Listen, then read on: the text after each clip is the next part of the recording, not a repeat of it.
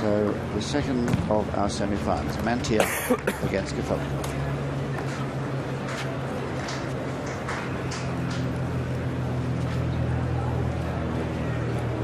Well, the weather has held fair. You'll remember that rain was threatened. We had a few spots before play began today, but so far so good. Prima partita, servizio, We'll keep our fingers crossed as Mantilla begins the match. Play.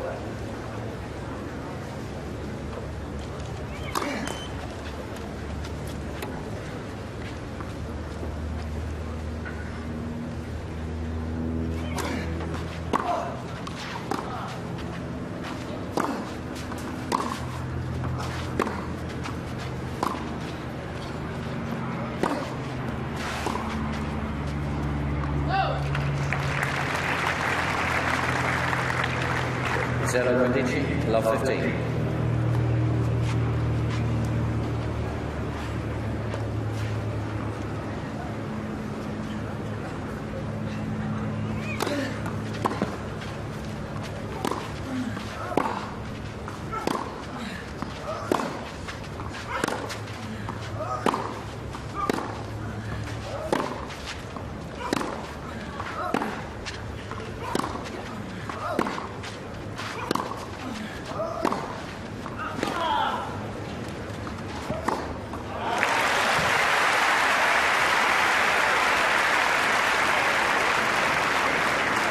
Well, that's an excellent rally for both players. It's always nice to hit a lot of balls out of the middle of the racket beginning, and especially for Kafjelnikov, seizing the opportunity to move up the court, take full advantage of the short ball.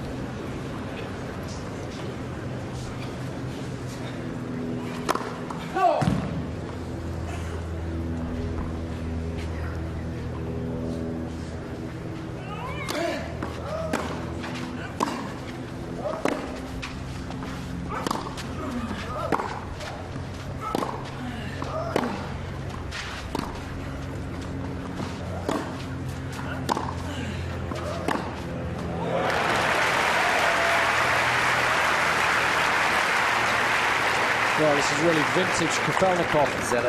He always likes to change direction on the ball, and he hits the ball relatively flat, so that's a difficult shot over the high part of the net, but executed to perfection.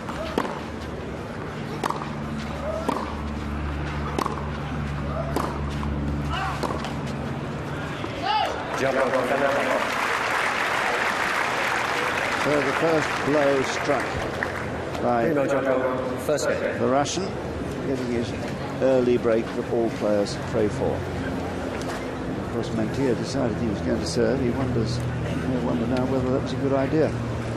Landers, the man who has helped considerably to get Kafjelnikov into the sort of shape he knows he needs to be in if he is going to challenge for major titles.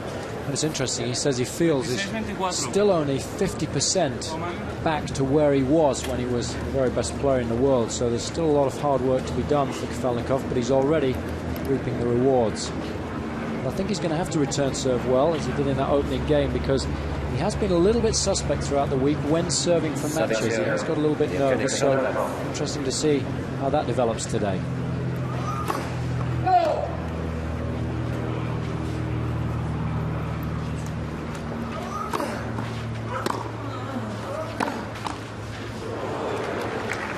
Quindi ci saranno 15. Well, Walton Landers' prayers answered there. A little bit of luck. All players can do with a bit of that.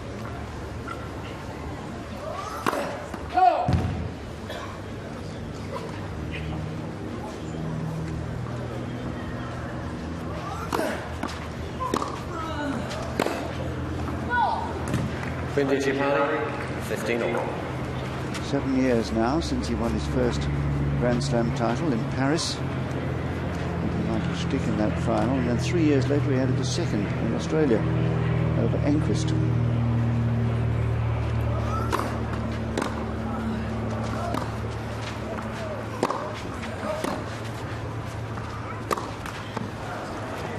Trenta 15, 30-15.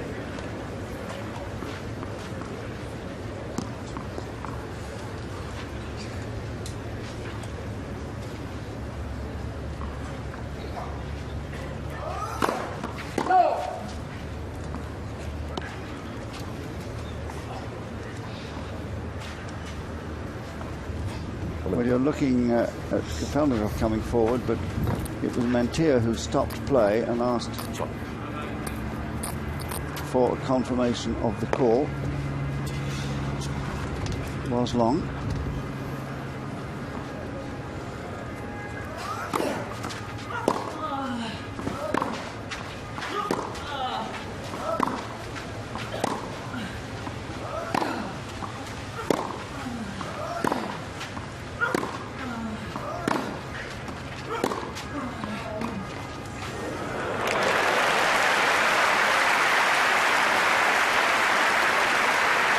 Well, Kafjelnikov seeing the ball like a football. You can tell by his footwork around the ball at the baseline that he's eager to play, and his touch there absolutely exquisite.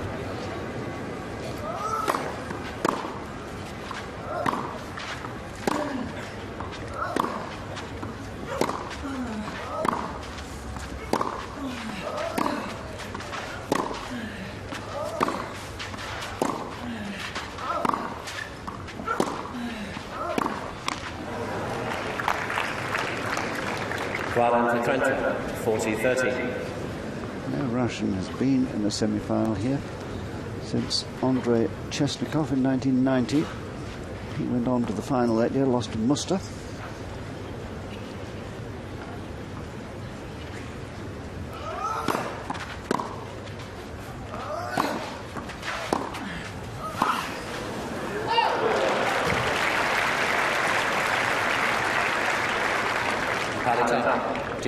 Well, this was excellent from Mantilla. He was under a lot of pressure, but he just chose to get the ball down to the Russian's feet as opposed to trying to do too much with the backhand.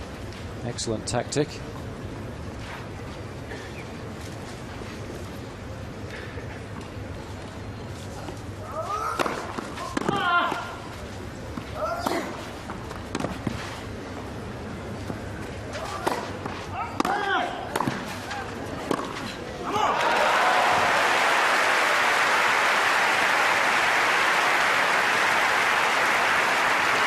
Well, Kafjelnikov guilty of not doing enough with the smash. You can't give Mantilla 2 bites of the cherry, especially on the passing shots. As with all the Spanish players, loves a target.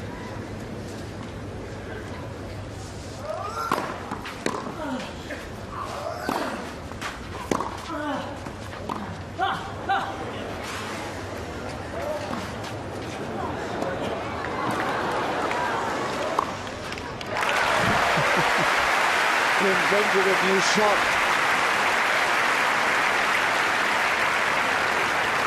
Well, incredible tennis initially from Kafjelnikov, bringing his opponent into the net, but this was unbelievable eyeball coordination from Mantilla. On the run, playing the shot over his shoulder, but Kafjelnikov equal to the short ball.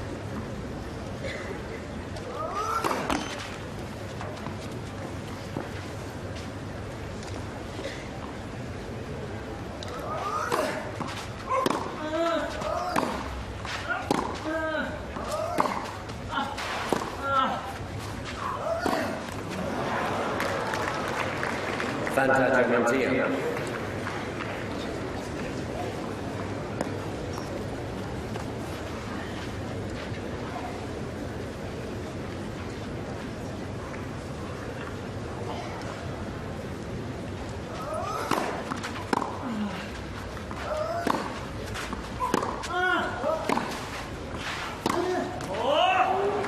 Palita. Deuce.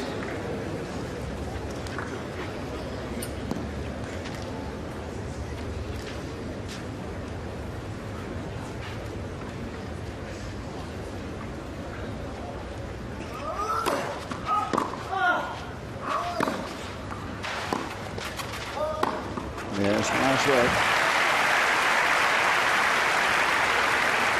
Always the best time to try and ghost into the net when you see your opponents open their racket face, so you know they're going to have to hit the ball up, and then you can try and take advantage of that. Excellent play by Kafjelnikov.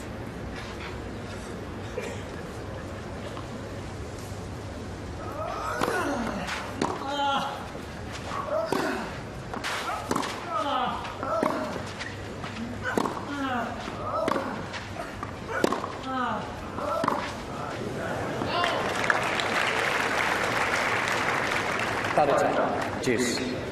But if you can hit the lines on these courts, the ball will often shoot a little. You stand proud of the surface held down by nails.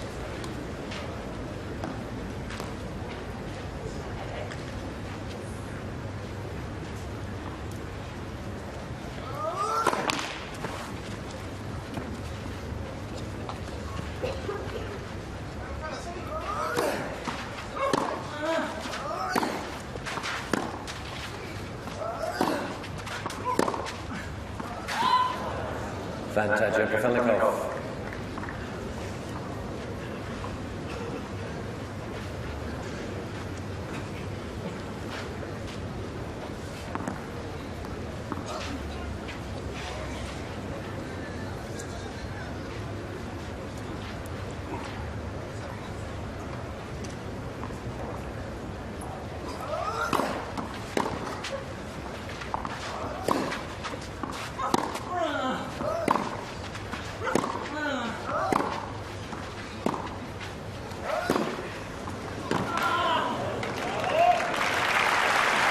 Well, he was very patient, and it paid handsome dividends.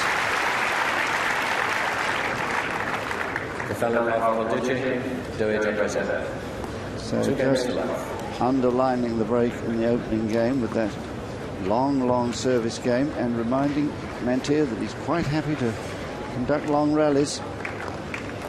And he's not going to take undue risks.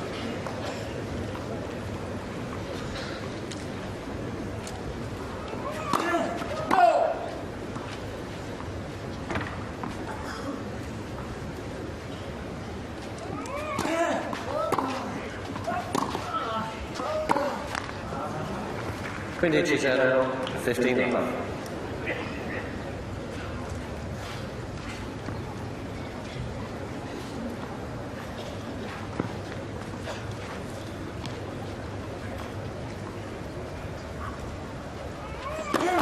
Let. First service.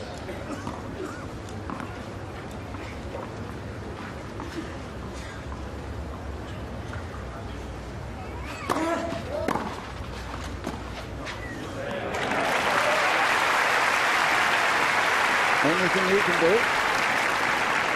Beautiful touch from Mantilla, opening the racket face at the very last moment, so Kafjelnikov had no idea this drop shot was coming.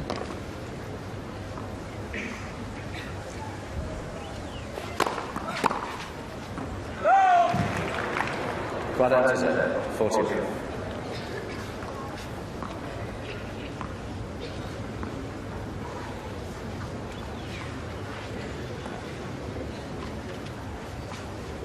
Yes, I think good call that.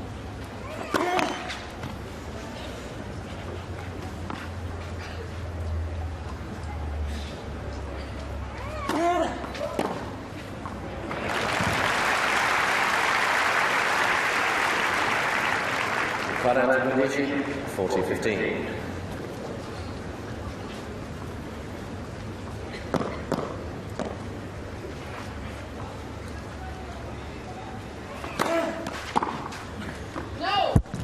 Job on Mantilla. A little clench of the fist as he gets his name on the board. It's 2-1 with the break, Kafjelnikov. Well, I really felt that was a must-win game for Mantilla. Kafjelnikov's in confident mood, and if he got off to a good start, it would be all the more difficult to catch him. But Mantilla is one of those players that might take a little bit of time to get going, and he certainly doesn't mind it if the match goes the full distance.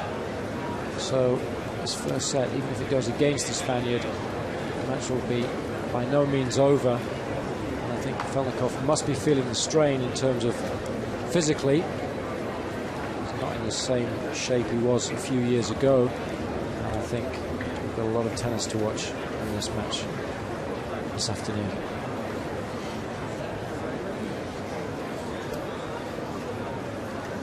Good to see somebody who's been through injury coming back.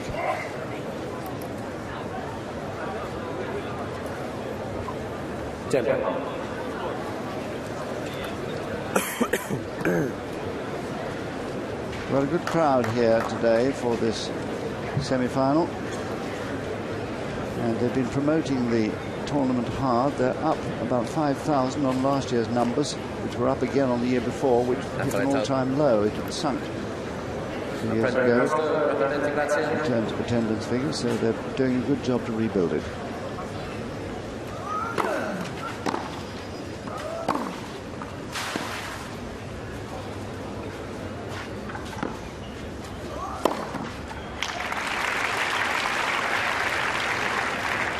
Quindici 15.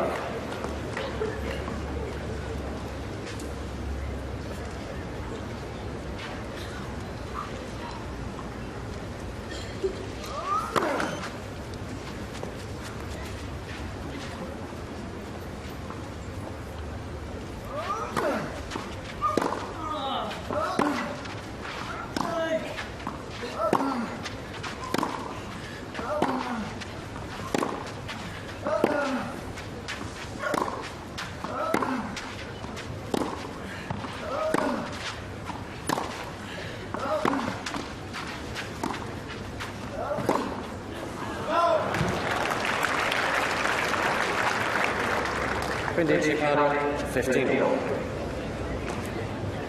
Battle of minds going on from the back of the court now.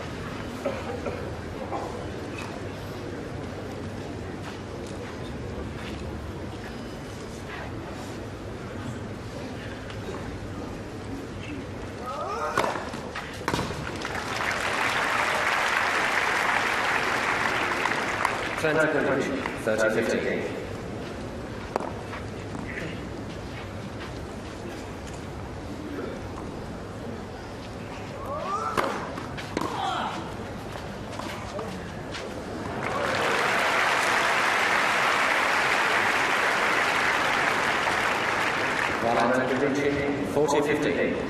Choosing the right moment for the drop shot again. It's good.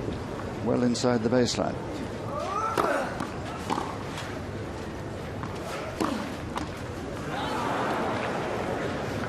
Quadrant to Trent, 40-30.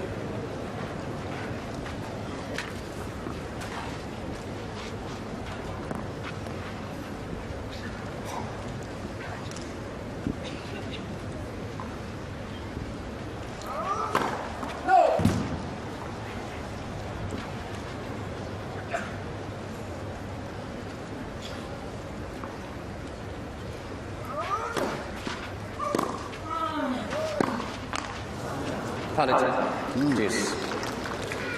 It's a little bit unusual. A couple of unnecessary errors.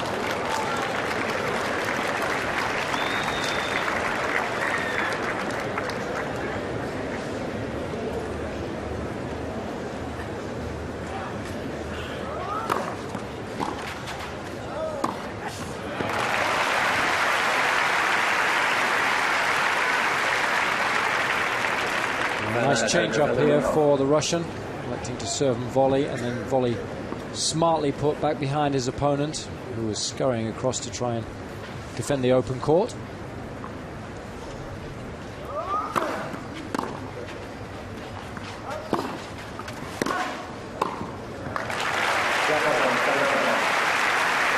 And after two unnecessary errors, two lovely winning points from the net. Reminding us what a good all-court player he is, the Russian. And 3-1.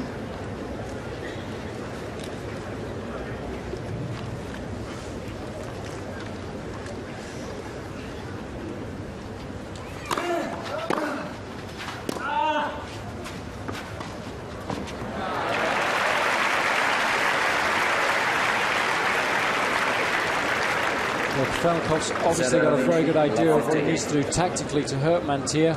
Here the nice little fake drop shot because the Spaniard's standing so far behind the baseline.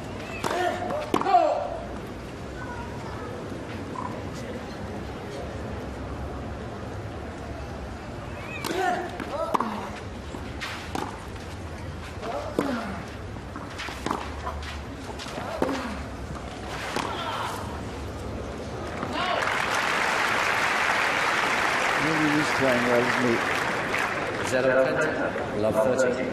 Last year winning the doubles at the French Championships. He extended that run of at least one singles or doubles win a year to 9 years, and nobody else on the tour has done that.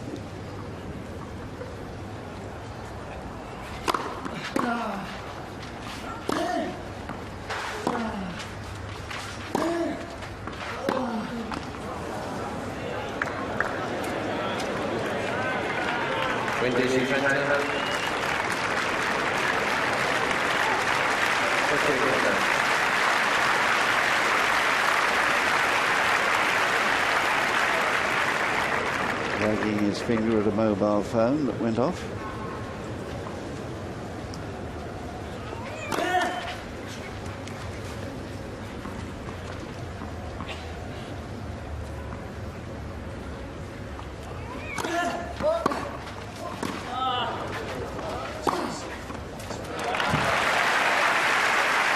It's great to see this man looking so eager again.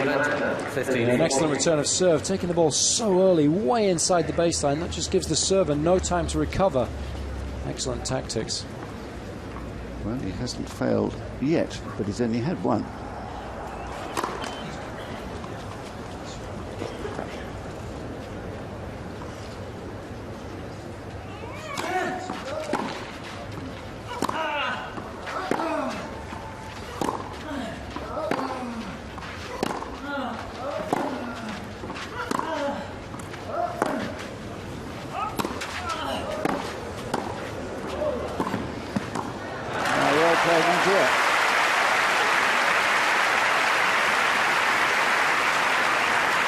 And although the Spaniard might not feel comfortable moving up the court, I think it's something that he's going to have to do because Kafjelnikov's playing so well. This was nice shot selection on the volley and excellent anticipation. Still a break point.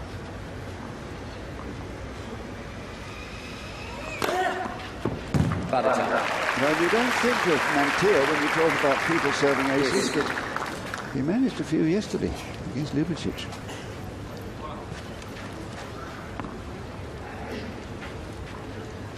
That's his first today.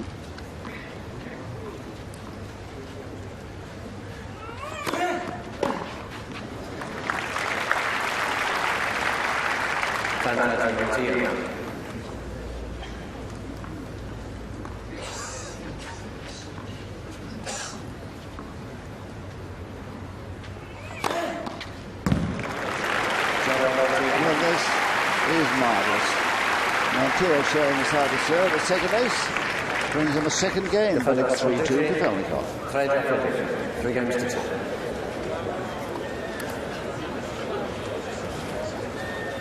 Well, Mantilla's serving. A bit of a revelation in that last game. But can he keep this up? Well, I think the serve's going to be the key, even though he doesn't serve as big, as you say, John, as other players. He's got to serve a high percentage in, 65%. And look at that, first serve point one, 73%. But look at that, second serves one, only 17%. That gives you a very good indication of exactly how well Kafjelnikov is returning, particularly off the second serve. And Mantilla only winning 1 point when he's had to serve his second one. So that's the important factor so far. Aces for Kafjelnikov, just the one, but a 68% first serve percentage. His serve has been excellent all week, and he's winning 67% of the points when his first serve goes in, but a much higher percentage when his second serve goes in. So that tells me that Mantilla's not really taking advantage of the second serve, perhaps hitting it a little bit later. And still the rain has held off, the rain that was threatened at the start of the afternoon. Yes, it is a little overcast, but there is a gentle breeze still blowing, probably keeping the clouds on the move. It's a muggy afternoon here in Rome, but mercifully free from the sun's glare that took the temperatures over 100 in the sun earlier in the week.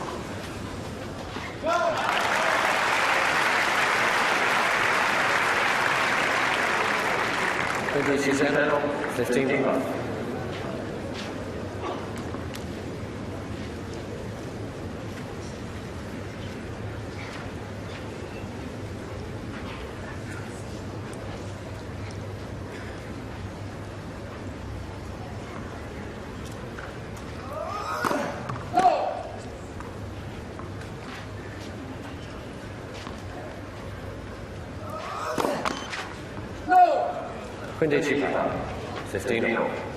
Has a good pedigree in terms of sporting genes. His father was a good volleyball player and became a coach. His mother, Valentina, played basketball at a high level.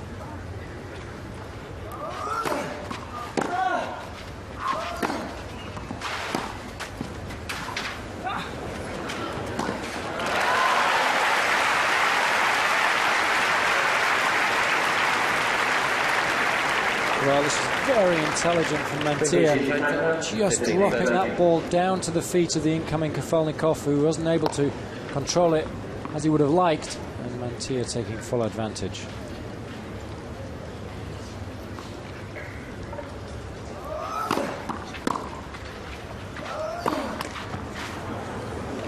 Quindici 15-14. Well, now remember, Kafjelnikov faced a couple of break points in that long second game of the match.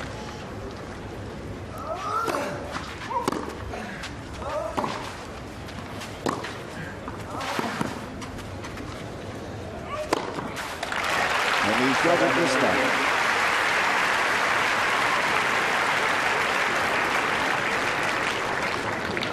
Well, this was an excellent game all round and finished quite confidently and competently by Mantilla. Absolutely delighted to be back at level terms.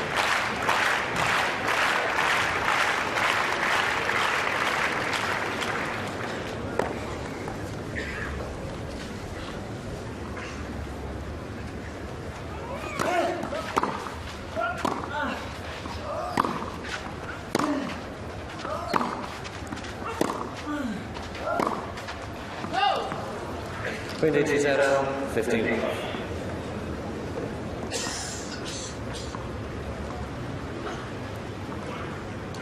Well, Kafjelnikov making all the running, but making far too many unforced errors too.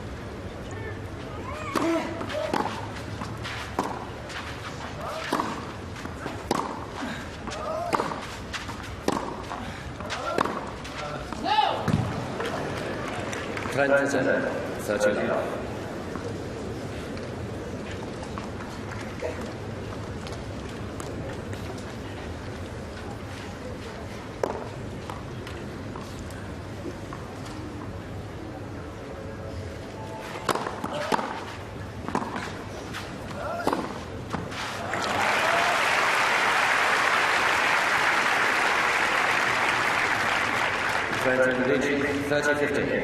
Well, it was the return of serve that did the damage from Kafjelnikov.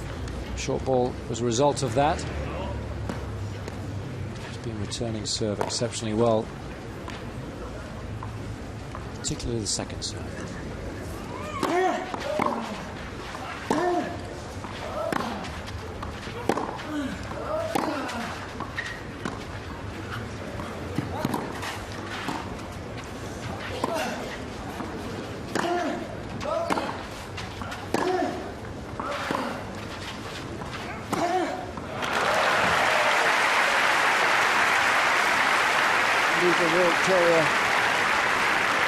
Mantilla just starting to get warmed up nicely, really making Kafjelnikov work exceptionally hard. I think the Russian's going to suffer if this match goes the distance. Beautiful control of the ball, a lot of top spin from Mantilla, as you would expect, being Spanish.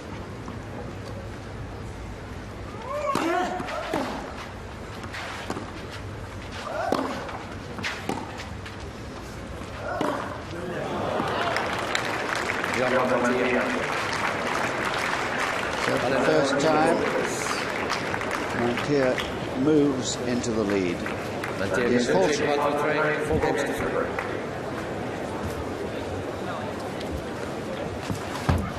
Well, this match is fascinating because of the different tactics employed by both players, and I think if we have a look at TMI, it will give us a really good indication of that. If we have a look at the return of serve hit points, starting with the Russian Kafjelnikov, we can see that most of the first serves are around the baseline. Some of them are just behind. The vast majority of second serves are well in front of the baseline. And that's because he's trying to take the ball as early as possible so that he can put his opponent under a lot of pressure. And then if we swing around and we have a look at Mantilla's return of serve hit points, we can see all of those are way behind the baseline, first or second serve. So the Spaniard much more casual in his approach to the start of the rally and not bothered at all about putting his opponent under pressure. That's what makes the match so fascinating.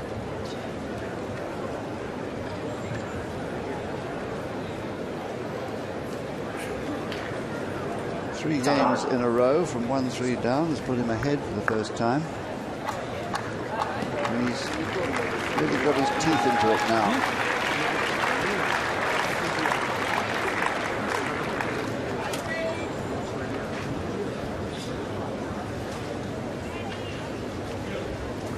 First change of tennis balls, and Kafjelnikov 3-4.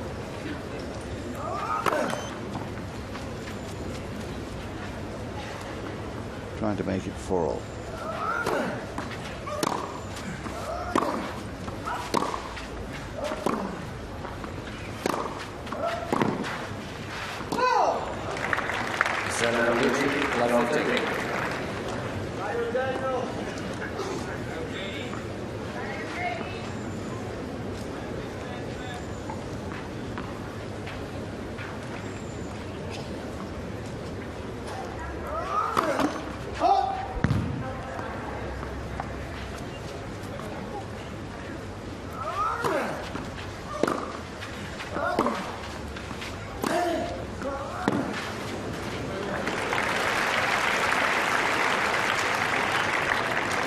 He's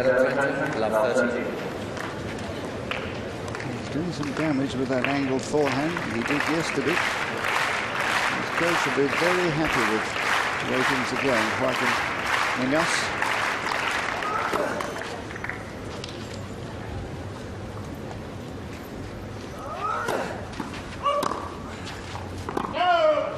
Quinty 15-13.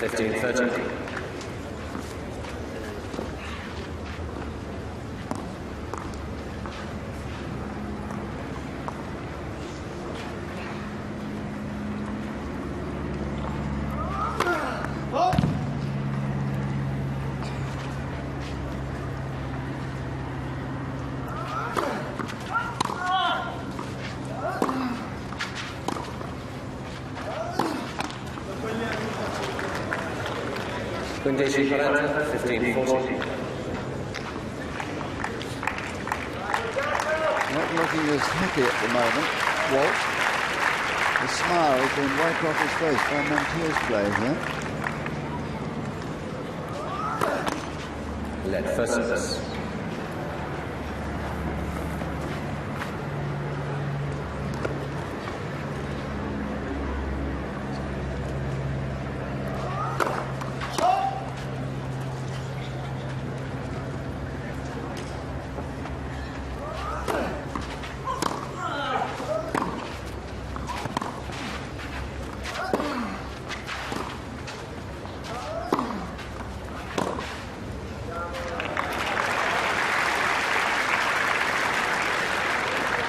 Mantilla 30-14.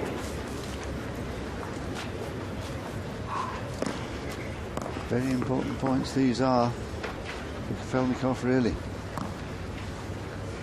The momentum was swung this man's way. He's got to change it somehow.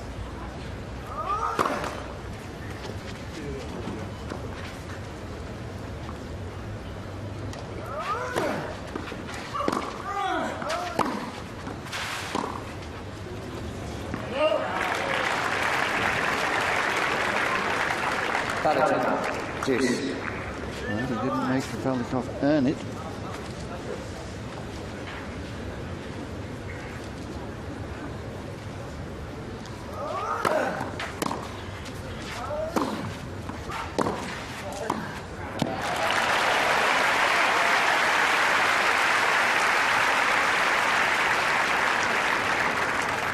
Fantastic, Kafjelnikov. It was good play by Kafjelnikov, electing to come in on the short angle cross court, and then he was gifted with the open court for the short angle backhand volley. See the slice on that just to give him enough control.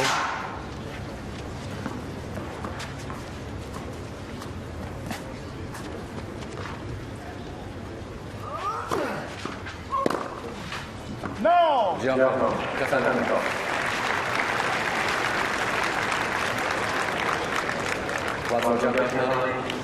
Well, he too knew the importance of it at 15-40 and did what was necessary. Ferrero out and Mantilla, the only Spaniard left here, and he's trying to keep up the honour of his country. They've done so well this year.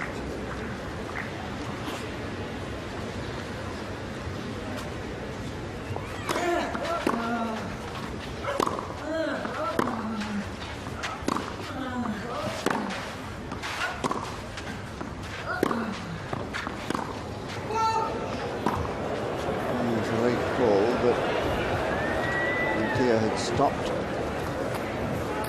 Terry Armstrong will look at a mark well outside the line, I think.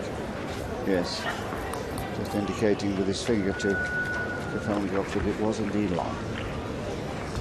But the players don't like late calls, do they? 27. No, that's the frustration. If it comes nice and clearly and quickly, no problem. It's almost as if the linesman's changed his mind, isn't it? Well, that's what the players feel.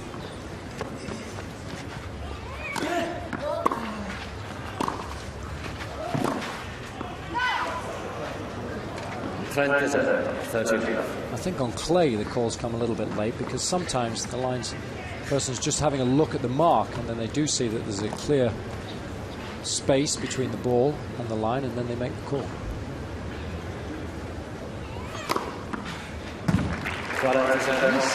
Beautiful today, I must say.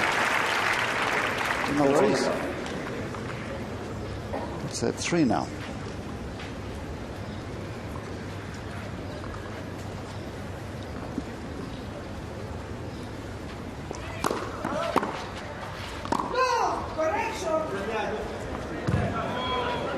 First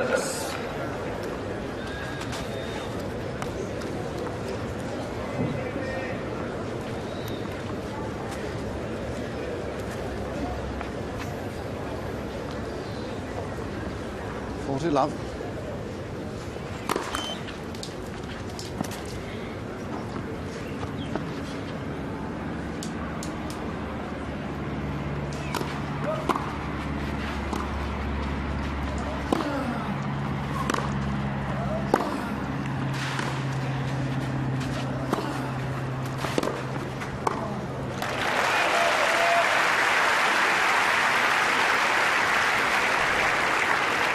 Nicely done by the Russian. This is when he's playing his very best, when he takes advantage of anything short, very competent at the net.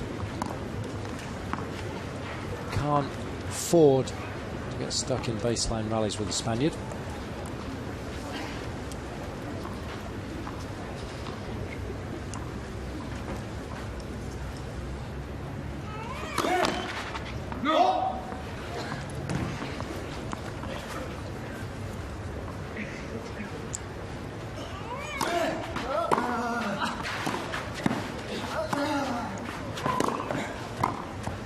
Got him. A nicely constructed catch. He's a great all-court player, and he can deal with these little shots more often than not because he's got excellent hands, plays a lot of doubles, as we've said. He's no stranger to find himself in the forecourt.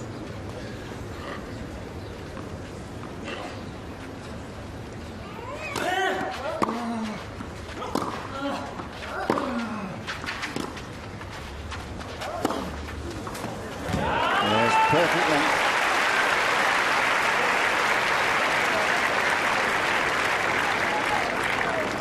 Mantilla was praying that this ball was going to go just long, but Kafjelnikov just put enough topspin on it. Look at all that wrist he used, and the ball just dropped inside the line, much to the frustration of the Spaniard.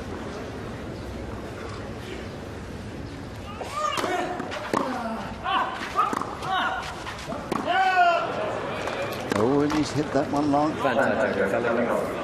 Well, 40 love, it looks odds on 5-4 to Mantilla. Not now.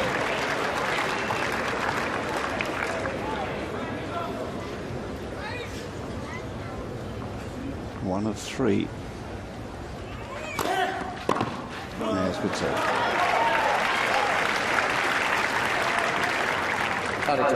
Juice.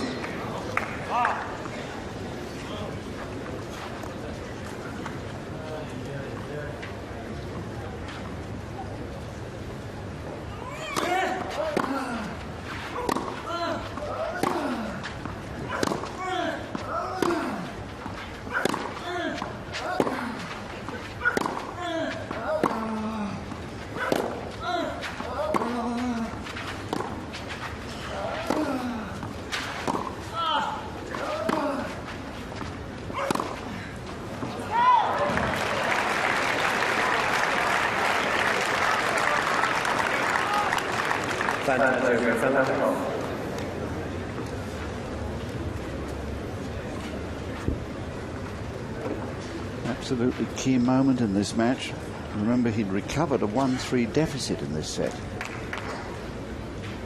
and then had the advantage in this game at 40 love, so the momentum is swinging back to Kafjelnikov.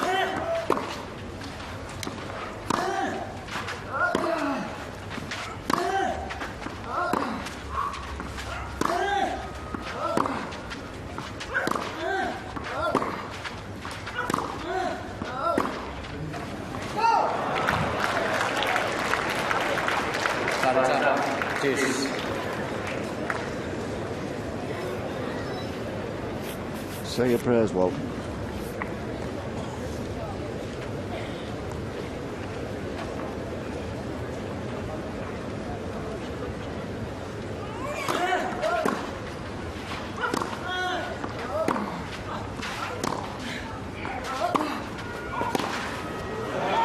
Yes, he stepped up the pace as soon as he got the short ball. Fantastic.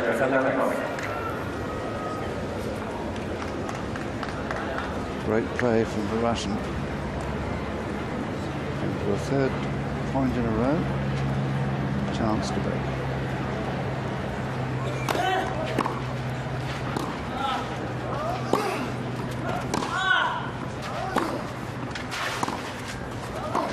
And he's got it.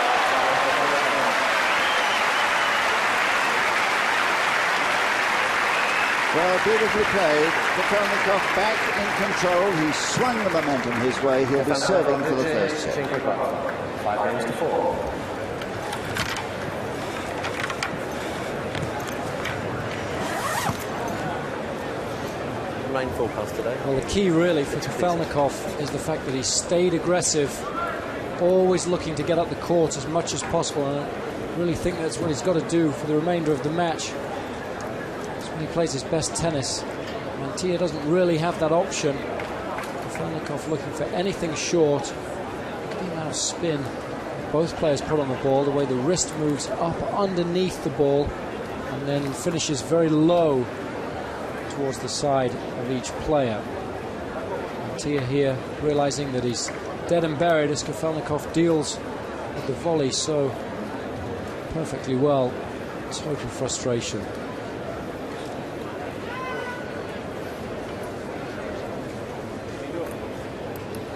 The Russian back in the lead.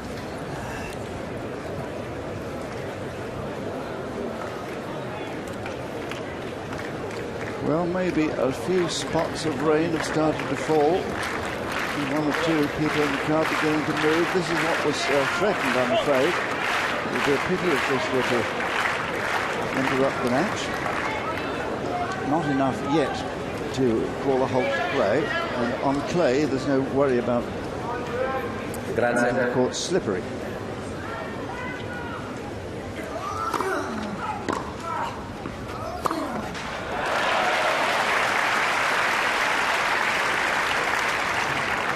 Again, excellent first serve. This is a good pattern of play. You've got the option to go into the space or back behind your opponent. Both are equally effective.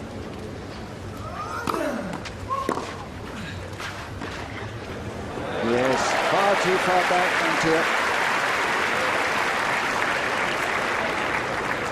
30 love. Because that's the risk you take.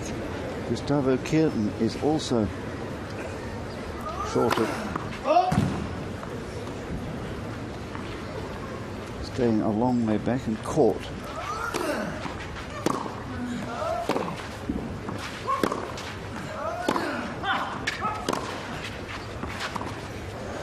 Shot it again. And the problem is, if you play so deep behind the baseline, you have to get depth, otherwise you're dead for anything short. Well, remember, he was struggling just now on the other man's serve. Here are 3 set points on his own.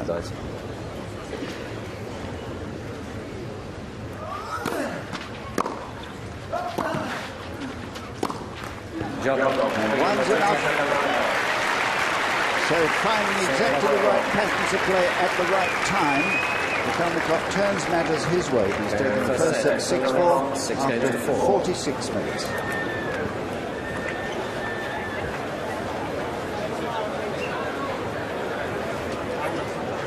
Well, Kafjelnikov started the set well, and he also finished the set strongly, so he'll be absolutely delighted. And I think he'll also be delighted by the fact he was able to serve out the set so comfortably. He has had some problems with that earlier in the week.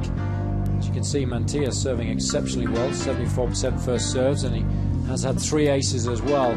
10 winners and only 6 unforced errors, so an excellent set of tennis from Mantilla, but his problems came in not converting the opportunities he had to break Kafjelnikov's serve, whereas on the other hand, the Russian, who was serving at 56% first serves, would be delighted with the fact that he hit more winners than unforced errors, 5 in fact, and managed to convert 2 of his 6 breakpoint opportunities. Excellent set of tennis from Kafjelnikov. Well, let's look back now with pleasure, I'm sure, at some of Yevgeny Kafjelnikov's winners from the first set.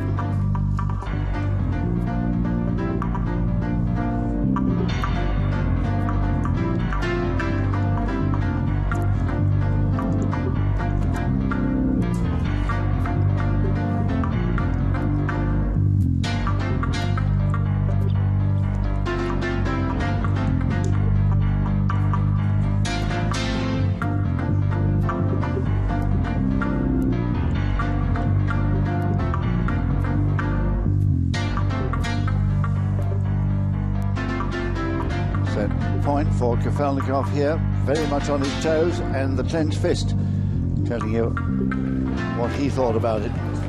Well, he finished it so beautifully.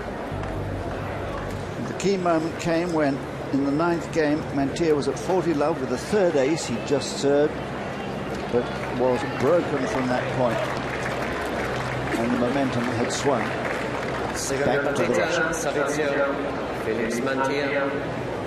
set, Mantilla.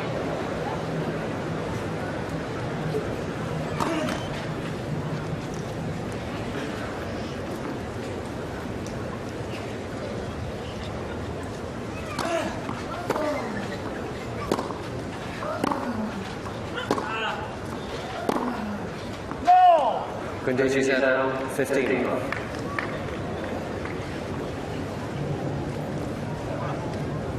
Looking up at the sky, there have been spots of rain. It's no more than that at the moment.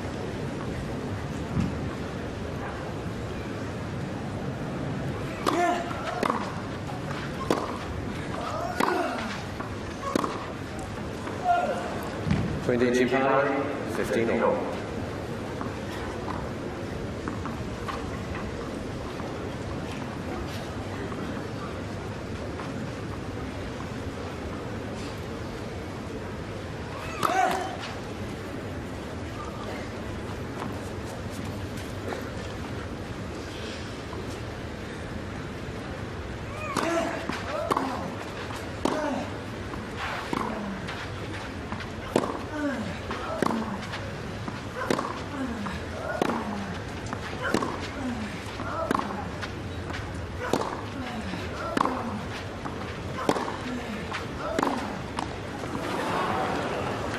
So good to see this man out here competing strongly again when he threatened retirement if, as he hoped, Russia would win the Davis Cup for the first time, and they did.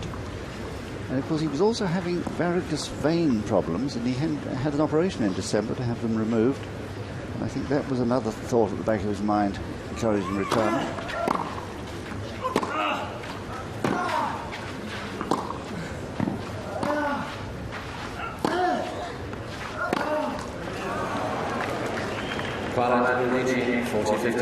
With a new spring in his step. That's what he attributes his return to form, feeling so much healthier this year than he did last.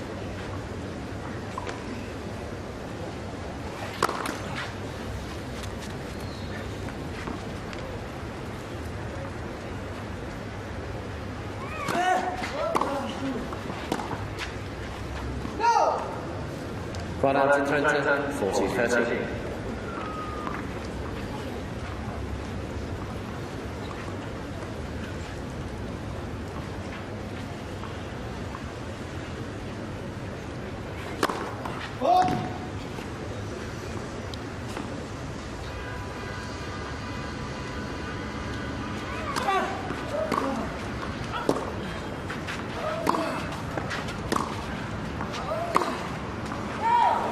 Mantilla. As you had hoped, Kafjelnikov trying to stay aggressive. Making an error there on the last point.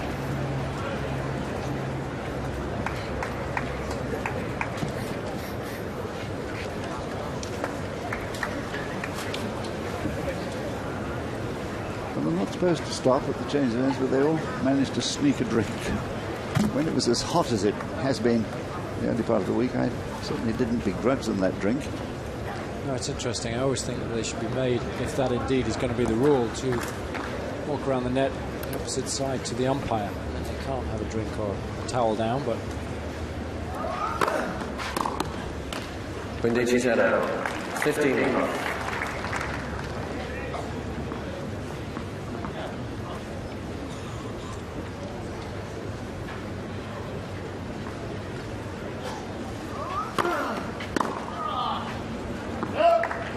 Trenta 30 love.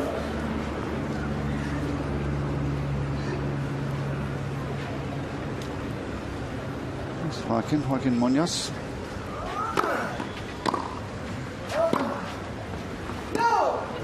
Trenta 15, 30-50.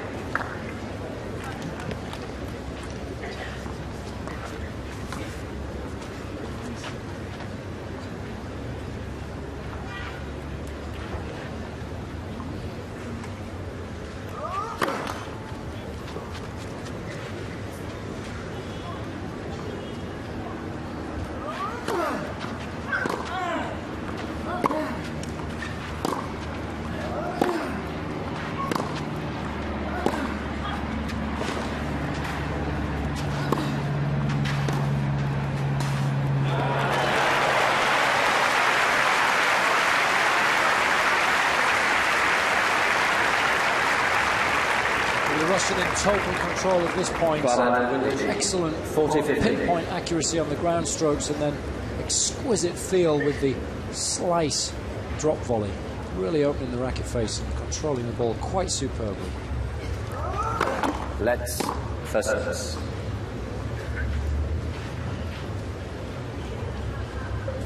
Mantilla only coming forward on occasion and having excellent success when he does so, but Kafjelnikov at 82% will be delighted with that.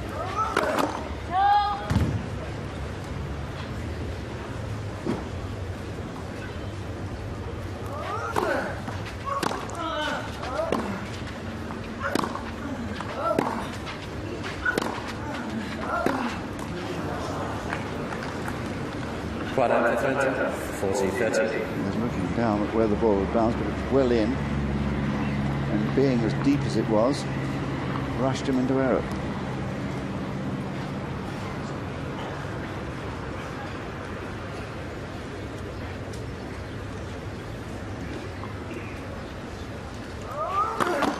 Let first service.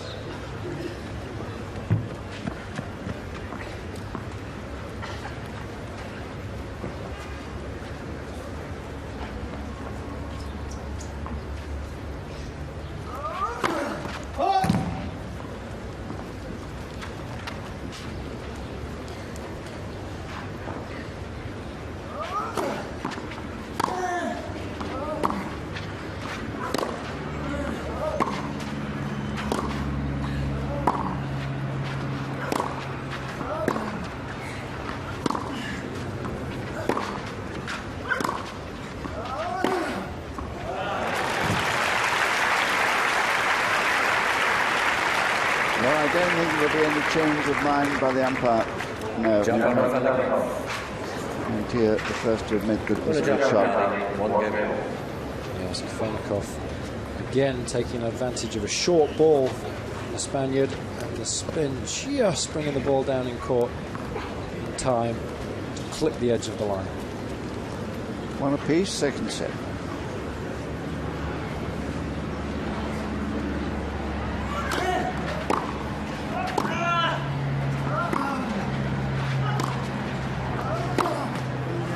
Mantilla 0, 15.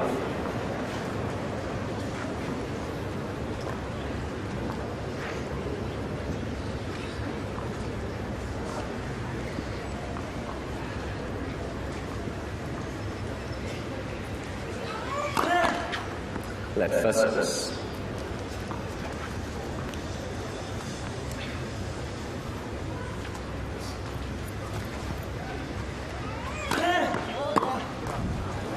Trying to 0, 13.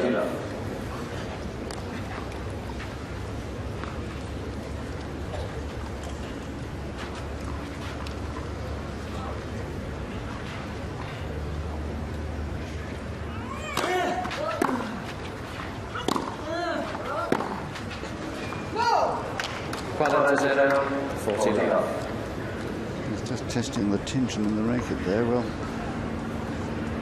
little bit longer than he hoped. Need a tighter one.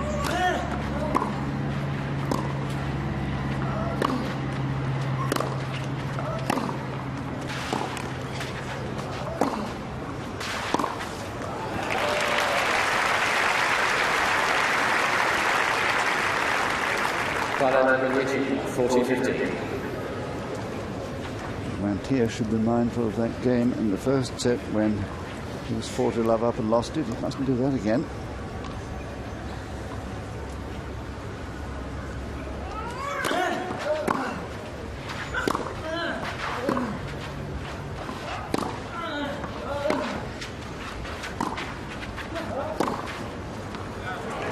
Another one on the line, you can hear it. Mantilla's got to be careful that he doesn't play too deep behind the baseline, that he lets Kafjelnikov take advantage of the angles on the court, which the Russian was able to do quite superbly there. His 12th forehand winner.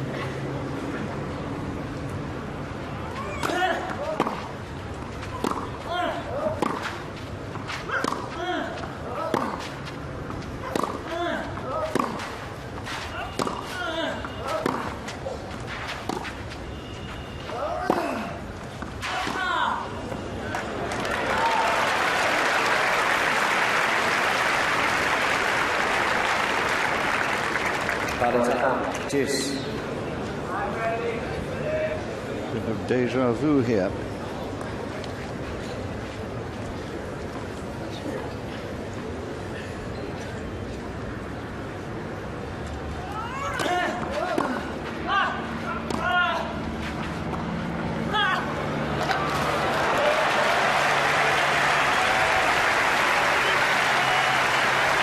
Well, again, Mantilla getting stopped too deep behind the baseline. Kafjelnikov taking full advantage. Exquisite touch again from the Russian on the backhand side. He's used that drop shot to perfection today. He's doing fairly well on his attempts to break. A third of the time he's successful.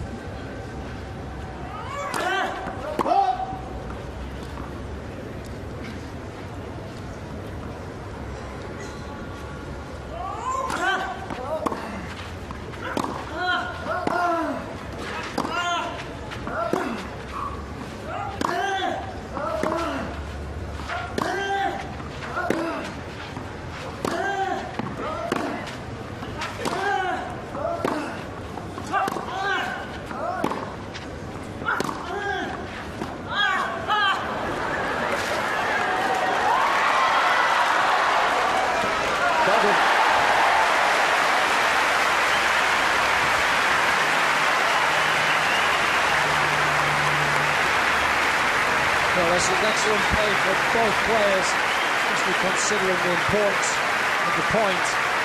But Kafjelnikov not as quick as his Spanish opponent. chasing down that drop shot. And Mantilla had plenty of time to get into the open space. Bad attack. Juice.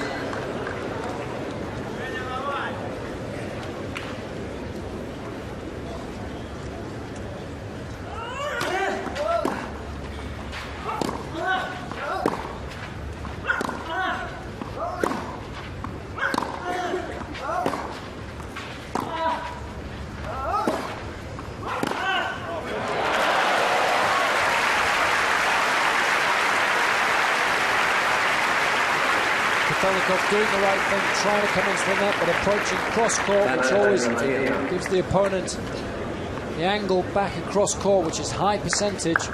It's an area of the court which you can't cover.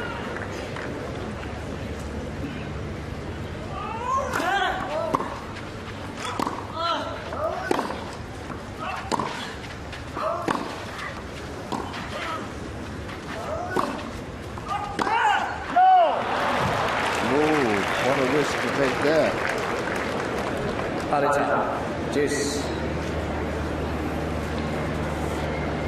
Two wonderful angled forehands driving in wide and Mantilla gambling.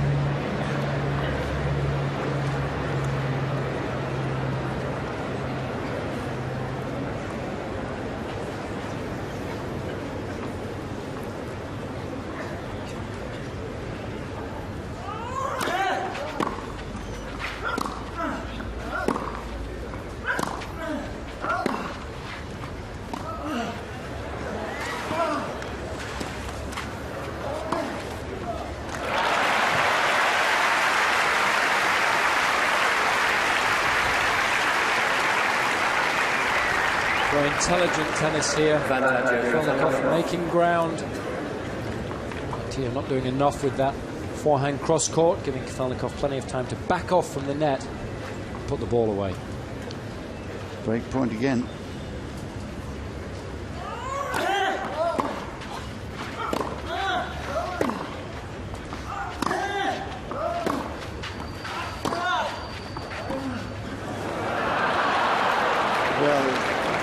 That was a risk because he was behind the baseline when he made that attempted drop. First time he's tried it from that far back. And that's been the key to his success so far in the match. He's always played it when he's been well up the court, and therefore the risk has been much lower.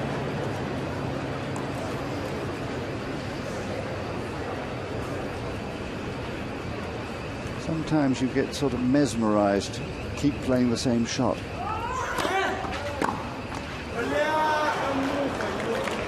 Advantage over Mantilla.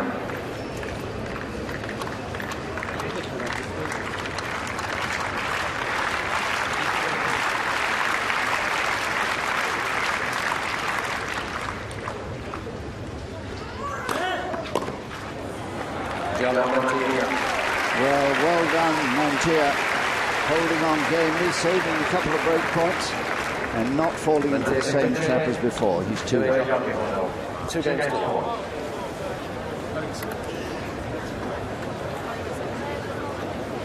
Well, it's been interesting because Kafjelnikov's been able to push Mantilla further and further behind the baseline. And if we have a little look at TMI and we focus on rally hit points with the Spaniard first, we can see that the vast majority of those are way behind the baseline.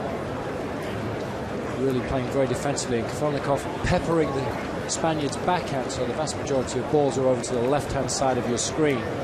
Whereas if we swing that around and have a little look at Kafjelnikov's rally hit points, we'll see that many more of those are way in front of the baseline because he's been trying to take advantage of any short balls that have been available to him.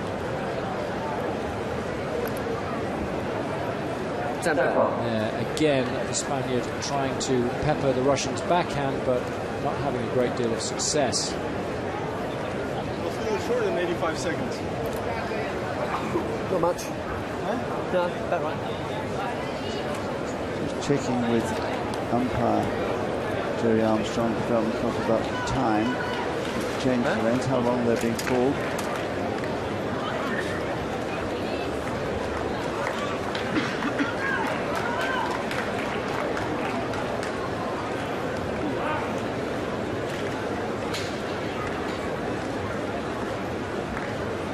on the new sweater.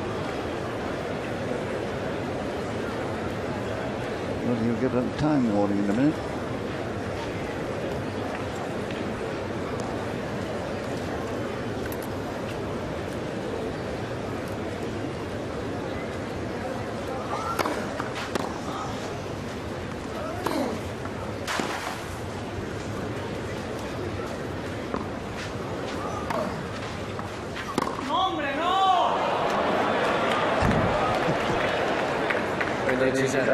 He wears his heart on his sleeve, all right, with Felix.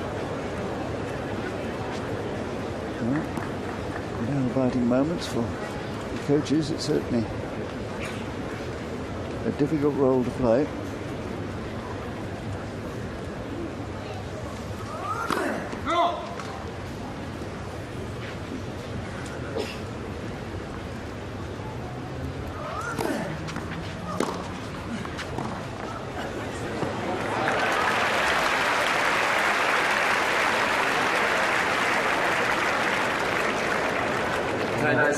Just opening the racket face quite superbly. A very short swing. And look at the slice on that ball. Absolutely superb. No chance for Mantilla. Let's first service.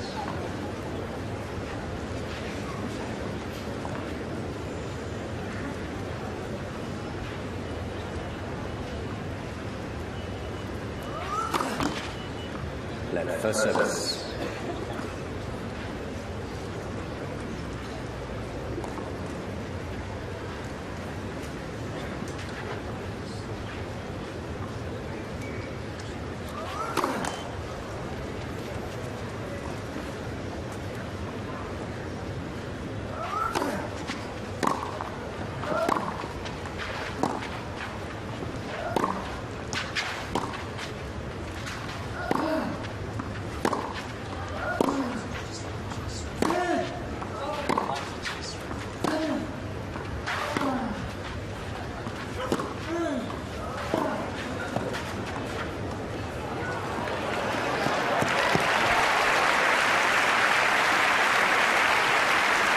Equally good touch from the Spaniard when he's in the right place. He was here, look, nice and short in the court, so this is the moment for the drop shot.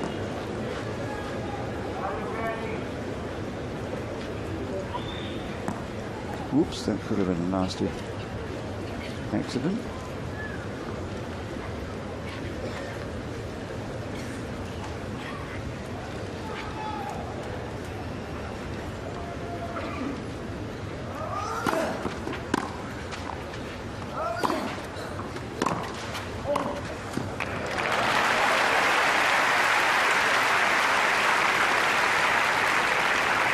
This is what's made Kafjelnikov so effective this week. He's anticipated the fact that his shot prior to the volley has put his opponent under enough pressure that the volley will indeed be relatively simple. So he's had a great deal of success at the net so far this week.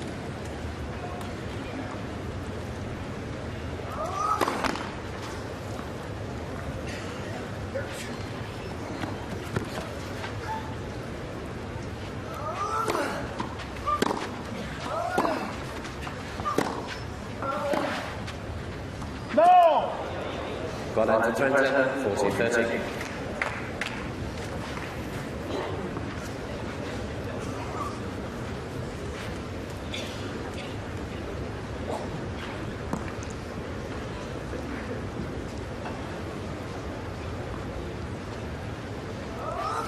Let's first service.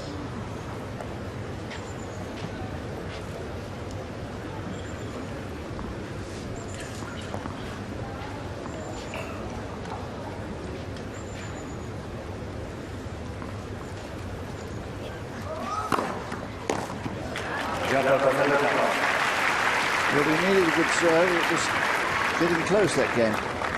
Do it, John. 2 games. He was a bit better there. First serve percentage at the moment is still relatively low at 55. And this set 50.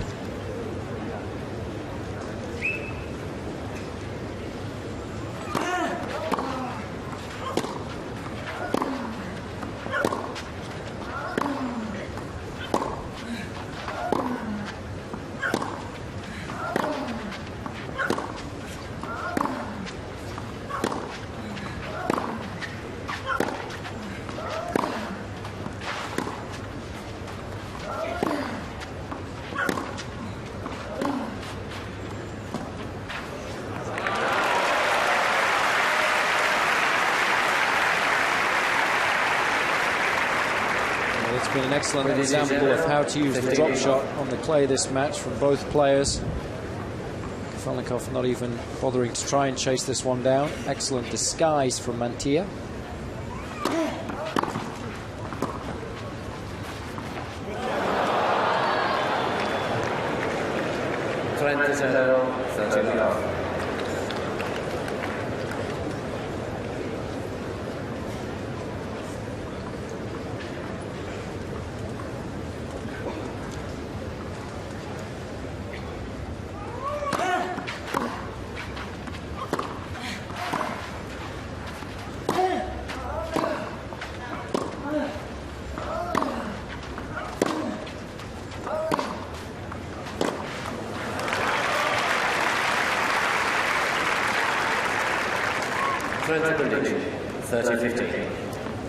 This is Mantilla is discovering the angle that Kafjelnikov gets on that forehand sometimes is very surprising. He was playing that shot so well yesterday.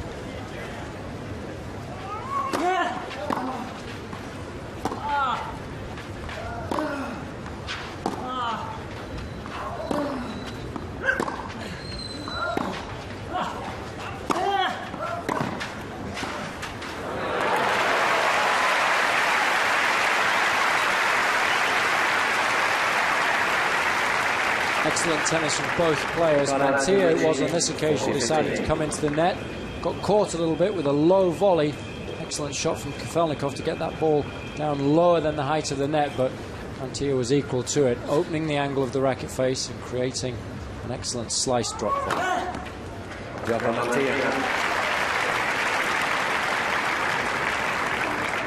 Well, Mantilla is maintaining his service standard very well indeed. He's 3-2 ahead in the second set.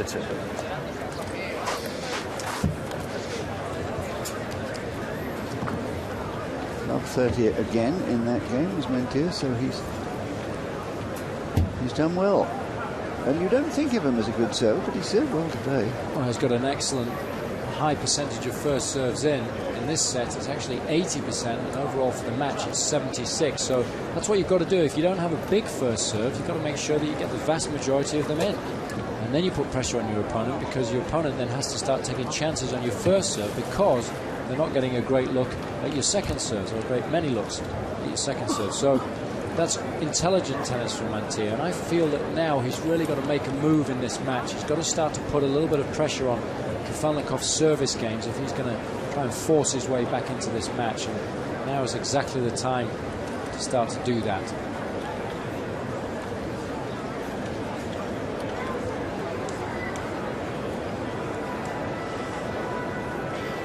Time for some of the spectators to catch up on a little bit of the news in between games.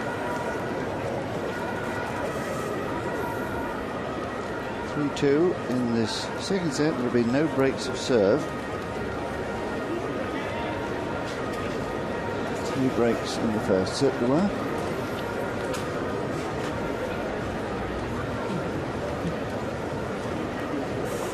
And Kafjelnikov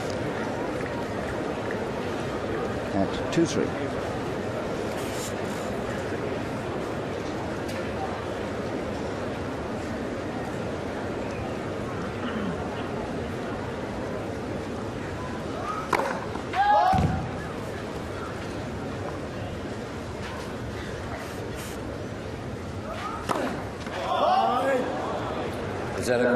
Love 15. He served one before that.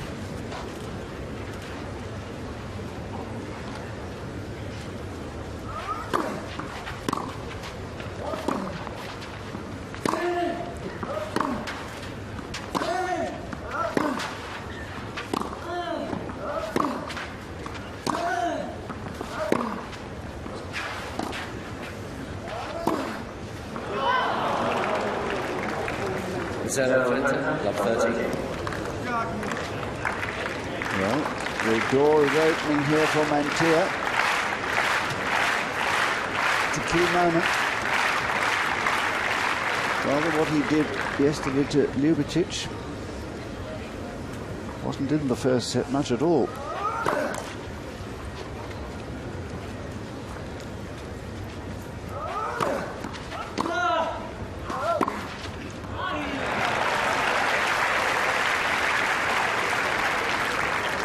Well, this is a difficulty if you return down the line from a wide slice serve. Your opponent has the opportunity to go back behind you, and you must move to cover the open space. So perhaps would have been better advised to go cross-court with that return of serve, the Spaniard.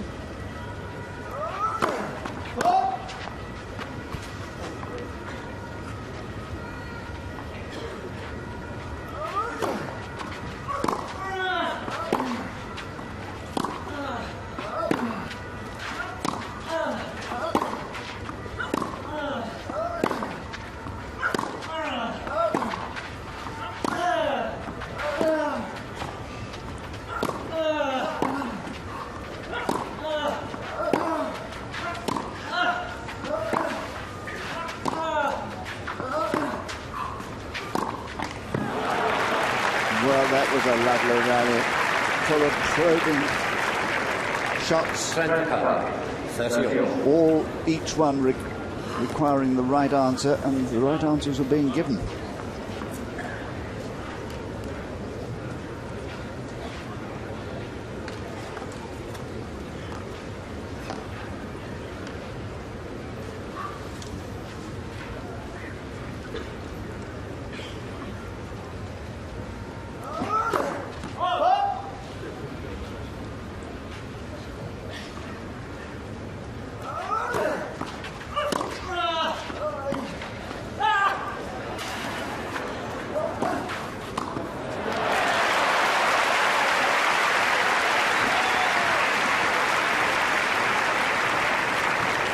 Mantilla doing exceptionally well here, because he was always behind when running with this drop shot.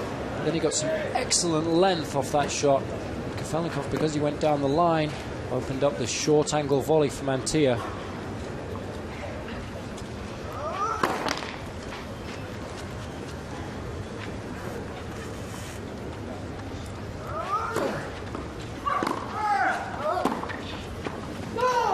Yes, he's best. So there it is. The break he's been seeking.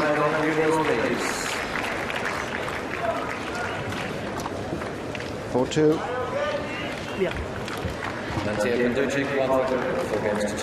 Well, I just felt the time was right for Mantilla to make his move. And make his move is exactly what he's done.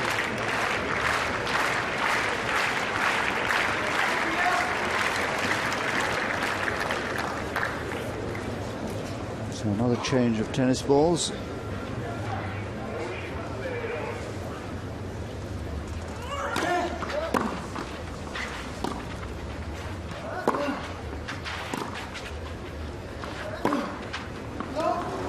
Quindici 0, 15.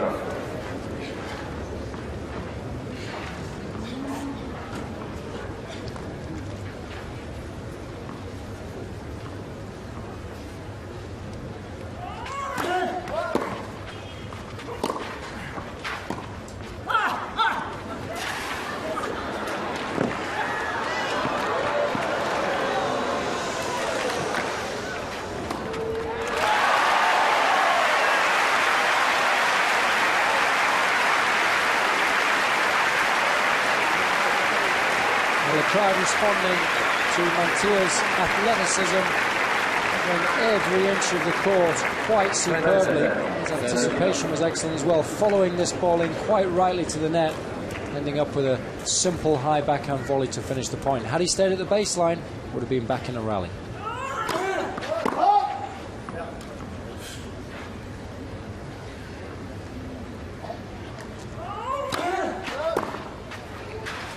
No good. Too good. 30-15.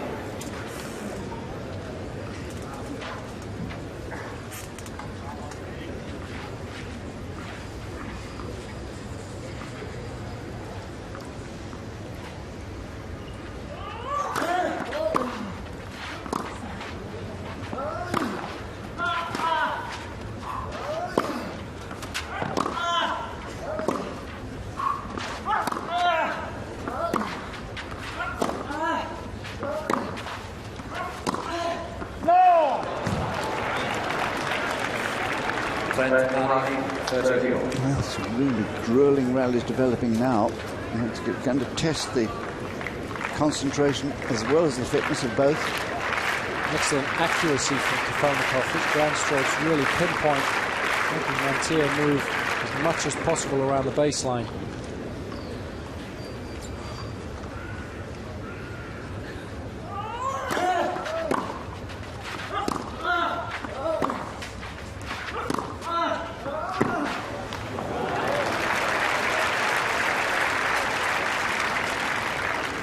Valente Trenta, 40-30.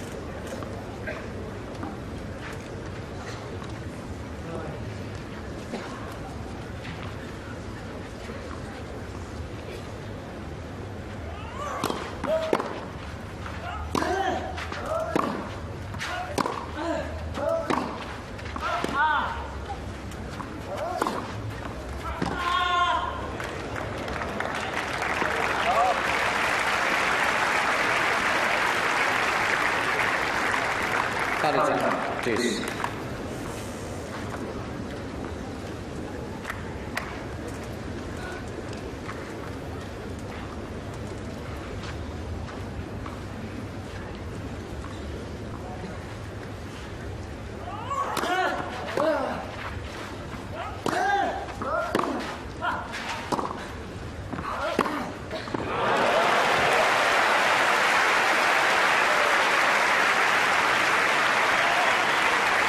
Kafjelnikov responding quite superbly. Serve broken. Early ball on the rise once again. That's when he plays his very best tennis, giving Mantilla such little time to recover.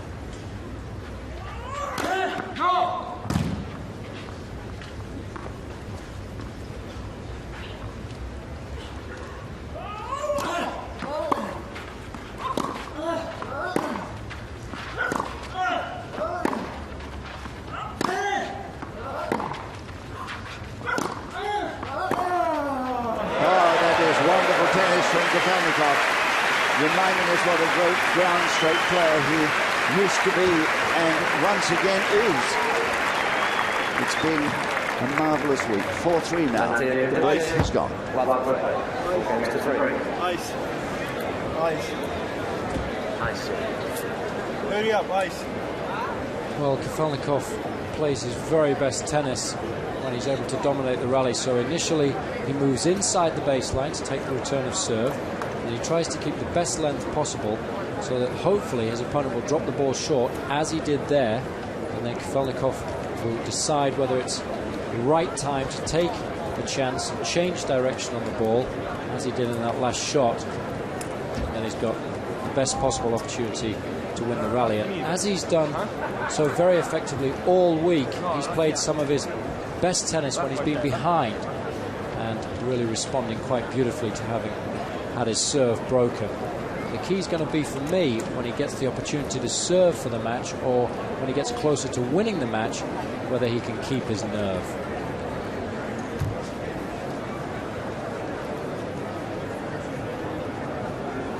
Well, a little bit of liquid intake there by Kafjelnikov, and he deserves it after that strenuous game, breaking back. The game before lost his own serve. And it's been a terrific battle from the baseline, and we knew it would be for control of the baseline. And it's fluctuated, which is why it's been so interesting. And they've both been prepared to take risks on sudden winners or drop shots. It's been absolutely fascinating because there's such a contrast in styles as well, which is when tennis is so very interesting to watch.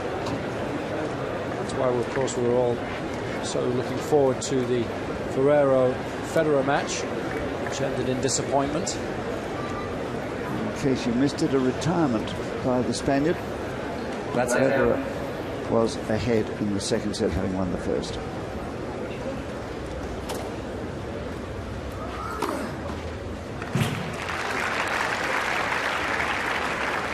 Quindici's had 15 love.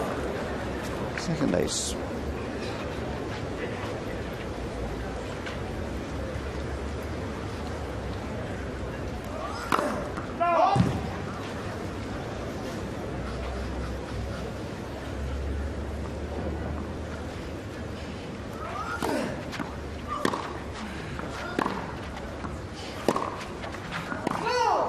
20-0, 13 love.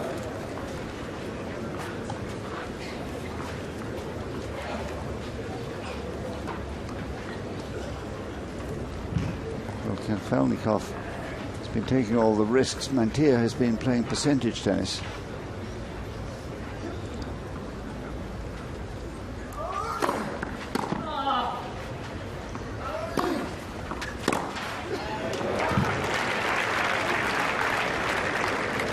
Mantilla, 40 love.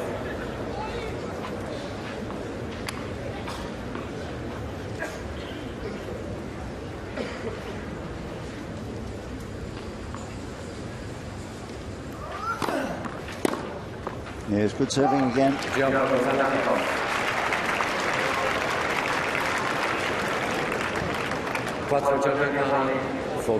Well, the pressure's gone right back on Mantilla now, because a quick game like that puts you back serving again after you've struggled on your own previous service game and lost it. Not a nice feeling.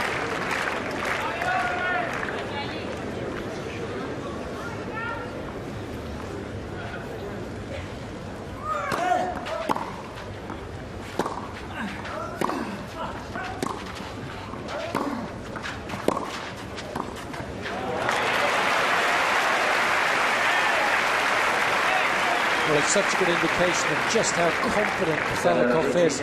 He's playing such exquisite touch around the net. Whether you're not playing particularly well or you don't have confidence in your own ability, those are the shots to avoid.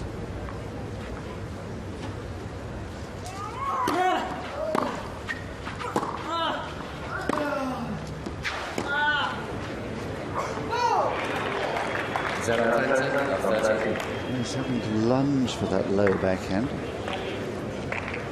Couldn't control it. Well, dangerous moments for the Spaniard.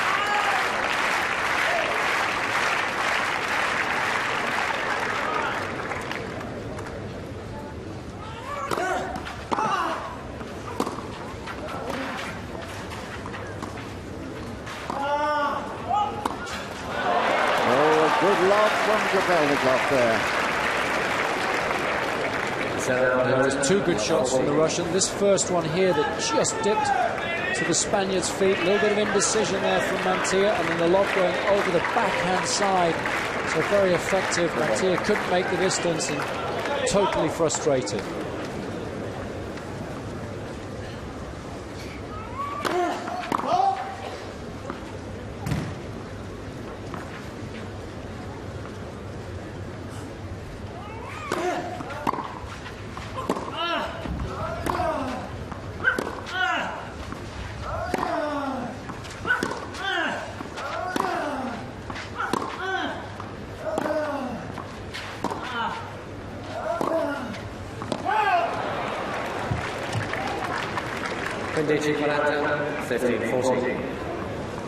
You made the point about him having difficulty in closing matches out. This would be a golden chance to do it.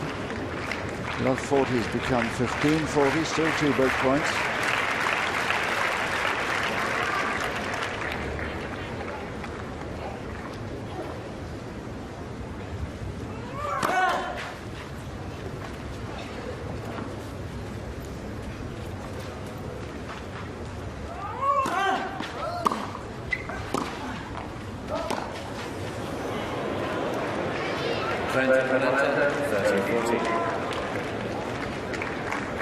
Yes, agreeing that it had hit the baseline, which partly disturbed his swing.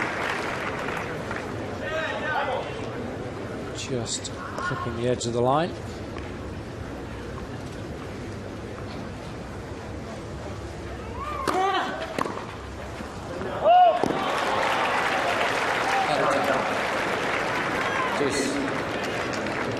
A little bit of tension creeping in. Mantilla's used that first serve down the tee so very well to the outside today when he's been under pressure.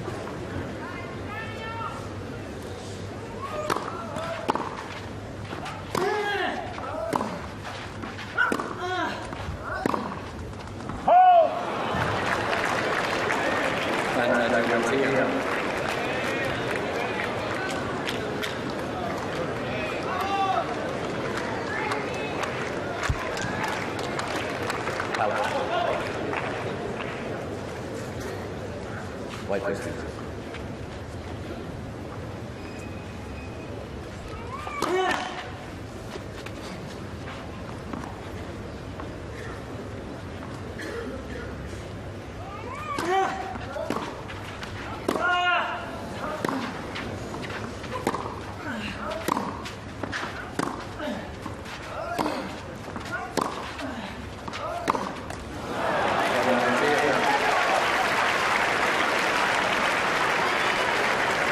Well, he did well to hold on from love 40 and deserves this 5-4.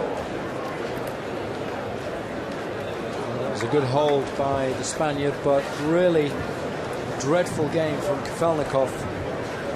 40, 3 opportunities to break and really got very, very tight. It wasn't necessarily the unforced errors, it was the manner of the unforced errors.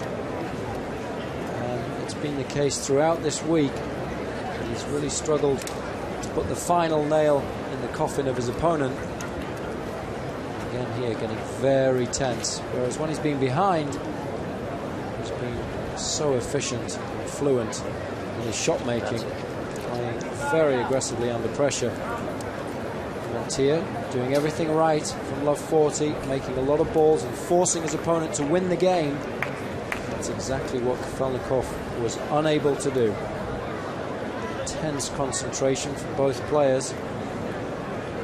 Finally, it was the Russian who just broke down.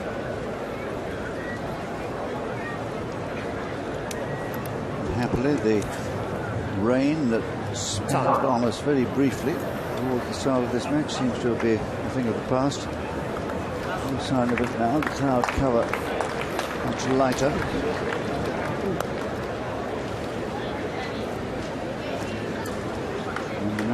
Still very much in the air.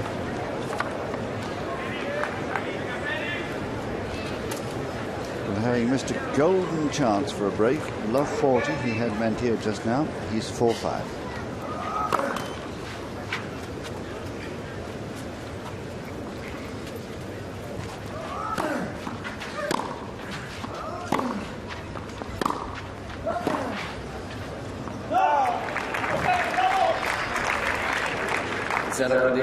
Love 15. And that might have been a momentum swing, you know.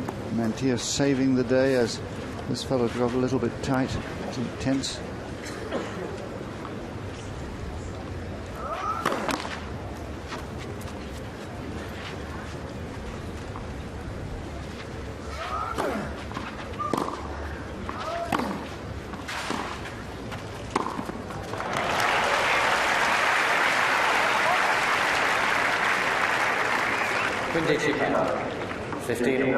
Excellent accuracy from the Russian, sneaking into the net. Does this tactic so effectively because he understands exactly how much pressure his shot puts his opponent under, and therefore he makes the correct decision as when and when not to come to the net.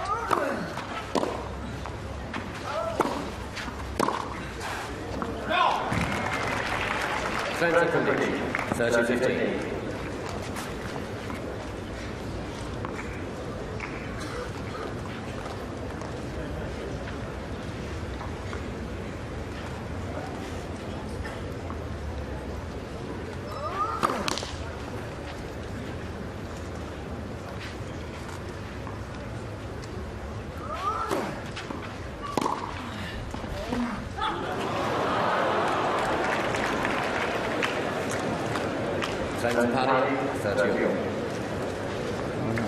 Again, indecision there. I mean, what a moment.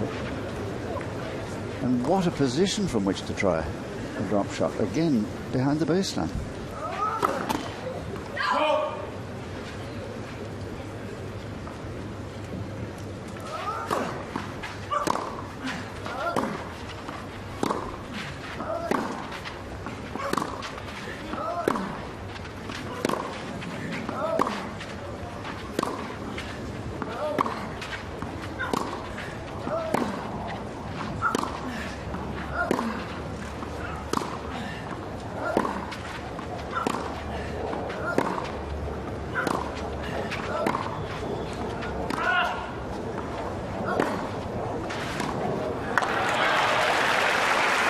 So full marks to Kafjelnikov there, keeping his nerve and not tightening up as he had done in the previous game. Huge point that one was. You would have put your money on it being the Russian to break down first if the rally was going to be from solely the baseline.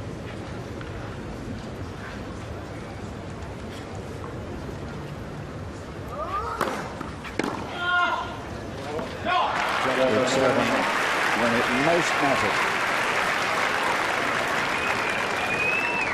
Cinque giornate, 5 games.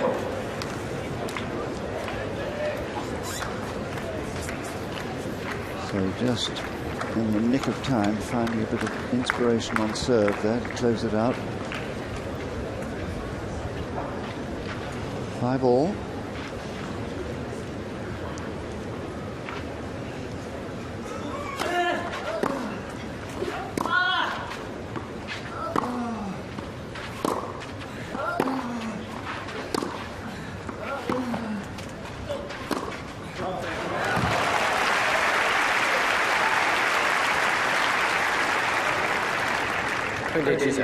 Well, again, it was the length that was a problem for the Russian on this occasion. Mantilla choosing to come up the court and go with the topspin backhand up the line, which was unanswered by Kafjelnikov.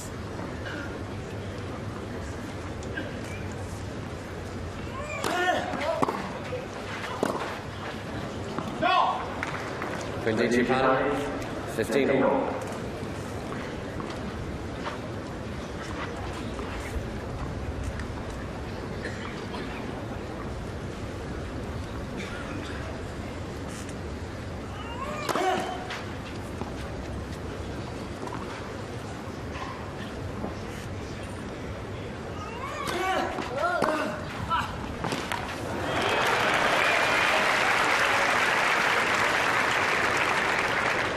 Kafjelnikov's been so effective when he's taken the ball early, and this time going inside out, surprising his opponent. It's an excellent return, often used in the doubles.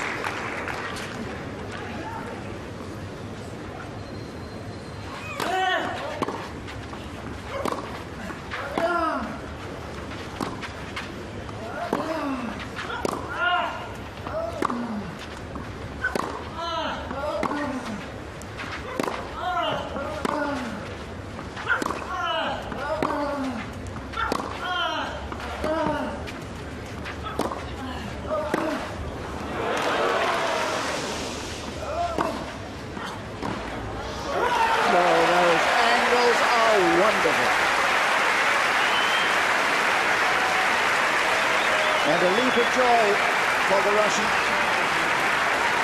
at the end of this point.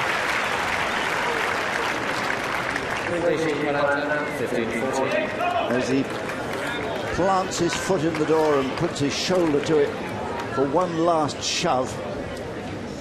2 break points.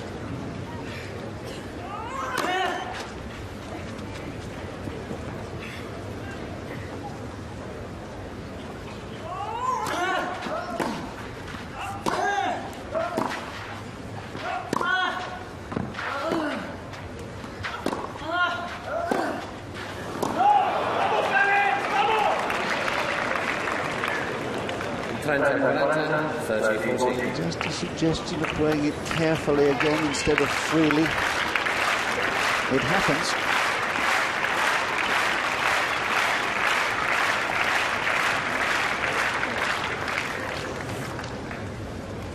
Mantilla here treading the tightrope as Kafjelnikov prepares to attempt the break.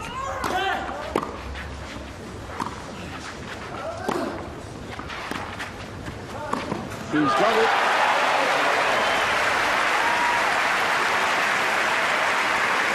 Well, he knew exactly when to strike. As soon as the ball was deep enough, he was in like a flash. The winning volley making it 6-5. 6 games to 5.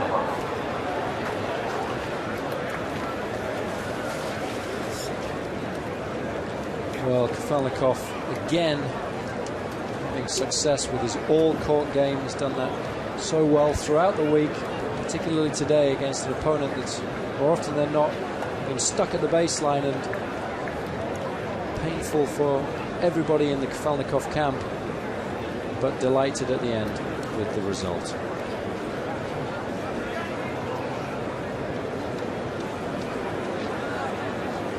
Well, we've been asking the question all week. Has he really got himself back to that 99 frame of mind when he was the world's #1 for a period, able to close out matches? In a moment, we're going to find out.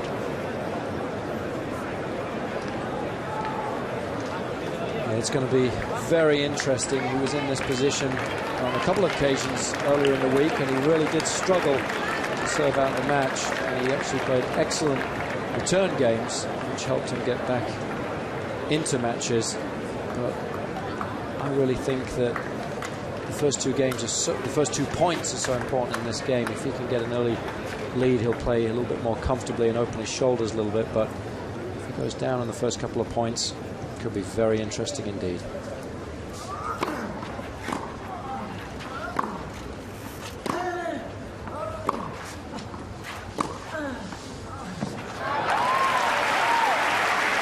Well, that's a leap out of Kafjelnikov's book, that angle. It's a big surprise that the Spaniard hasn't attempted this more in the match, because he has the technique to be able to get the angle using so much spin, but he hasn't really used it as an effective tactic.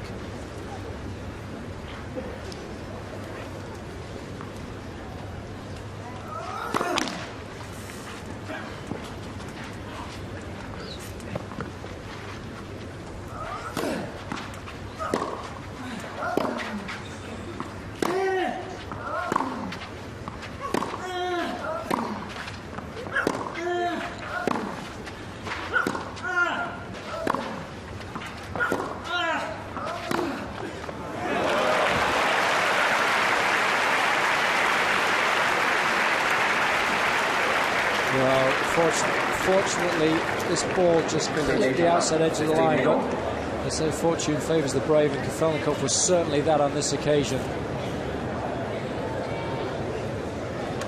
So identical shots have won the first 2 points, one from Mantilla, one from Kafjelnikov.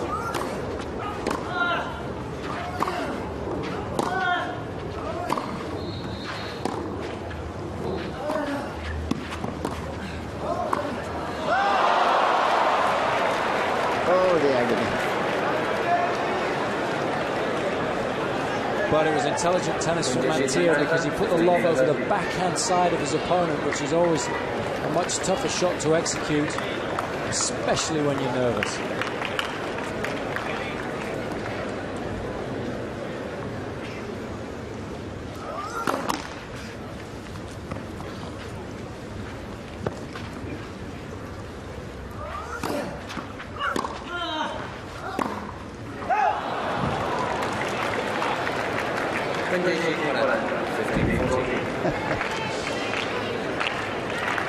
Nerves do terrible things to people.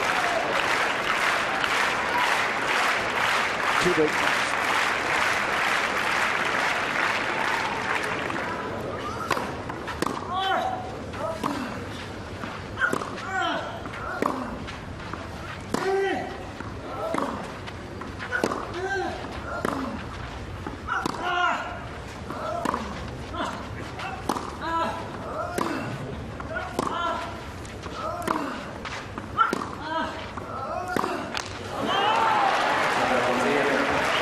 Well played, Mantilla.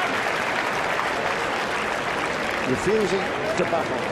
6 games to time break. And just a moment's hesitation and indecision from Kafjelnikov, that backhand volley. Well, that was the key. Full marks to Mantilla, but he didn't really have to do too much to win the game. The vast majority of points were Kafjelnikov's unforced errors, and Mantilla with a much better tiebreak record this year than his Russian opponent.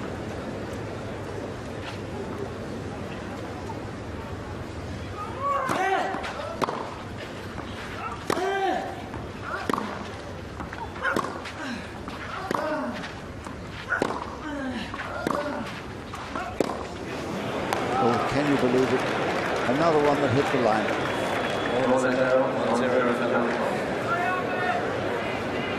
And Paul Felix knows that it hit the line from the way it shot at him, prevented him from getting a clean hit at it. Well, according to the statisticians, some 80% of tie breaks go to the man who wins the first point. Or is it 70%?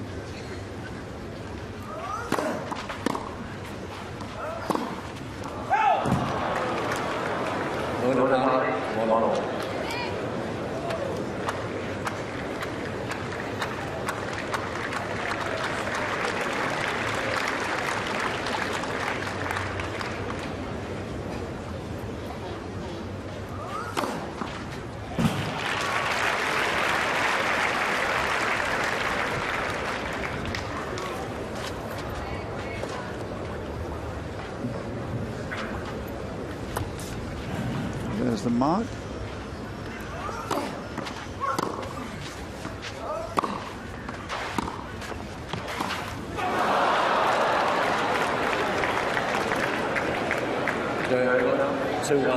Mantilla. Well, the tactic was a good one. Had a lot of success with this in the match so far, Kafjelnikov, but here, because of the extra tension in the arm, he wasn't able to execute the shot.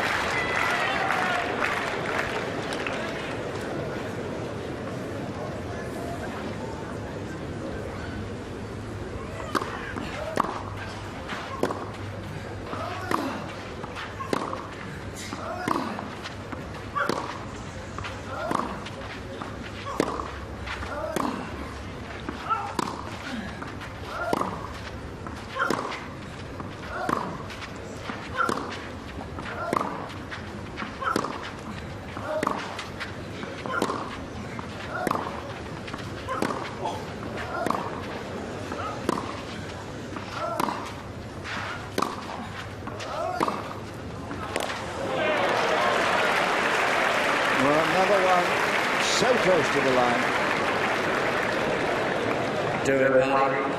Both players being very patient, not wanting to change direction on the ball, take any undue risks, but Kafjelnikov going very, very close, just catching the very edge of the line and causing the ball to skid off. Horrible angle.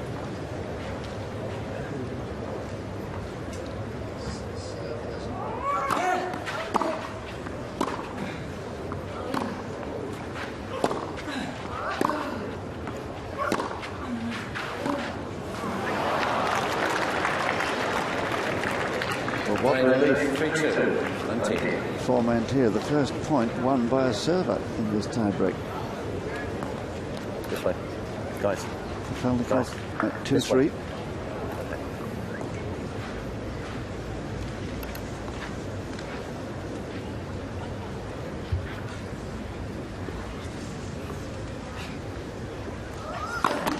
No.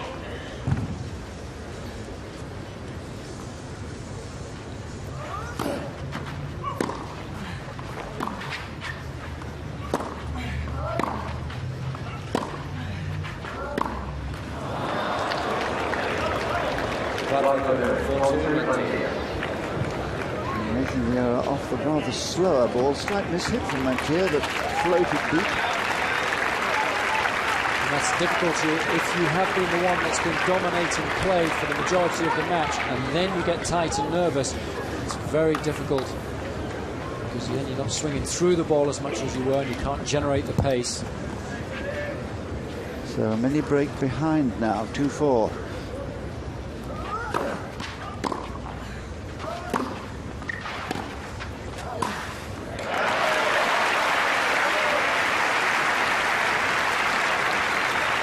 Well, this is much more like it again, seizing the opportunity to move into the net when he saw his opponent was going to play a slice backhand. And this time he was right on top of the net, so there's no chance of missing the volley. Excellent technique and tactics.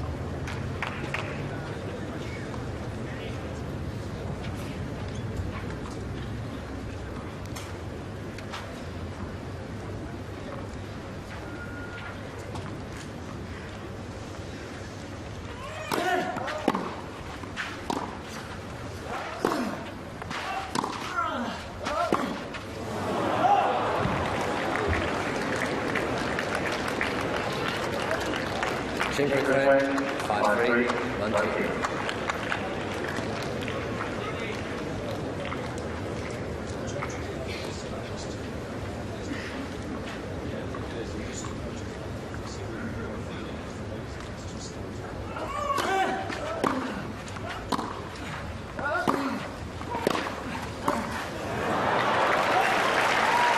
Well, it's things running the Spaniards' way now.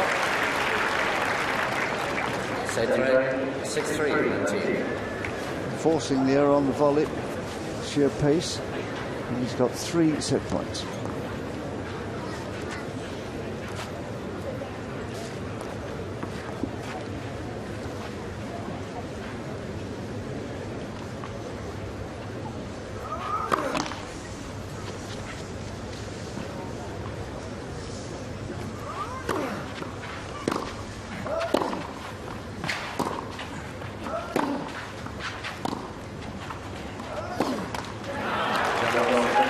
Magnificent fight back here by Mantilla, just as he did yesterday.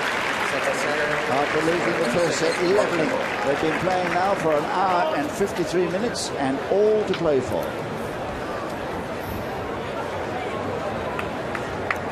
Certainly is all to play for. Full marks to Mantilla, but really didn't have to do too much to win that second set. It was a severe loss of form for Kafjelnikov, which was caused by nerves and a tightening in the racket arm. I think if we look at the statistics, we'll see that once again Kafjelnikov struggling with his first serve percentage. Anything below 50% simply not good enough. 26 unforced errors to 18 winners. Again, most of those coming towards the end of the set, unfortunately for the Russian.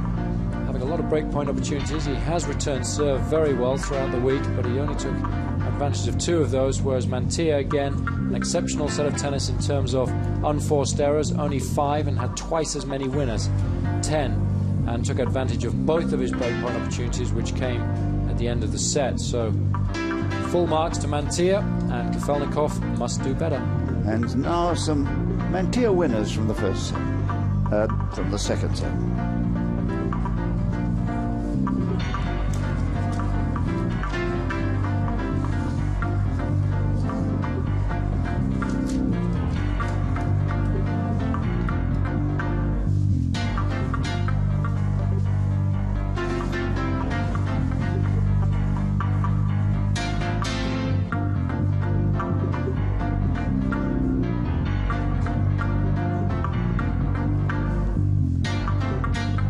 To look at some of the Mantilla winners here now at set point, having worked so hard and played such a good tiebreak,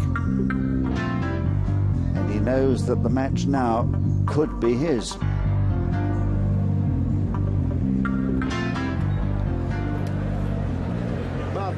Well, it was a fine recovery, it really was, and I think they're probably going to water the court now. Yes, they are.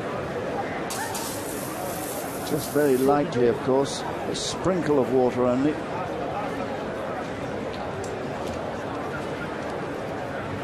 There they go at this end now. Just a light sprinkling to lay the dust. Any more than that, of course, and it would delay the start.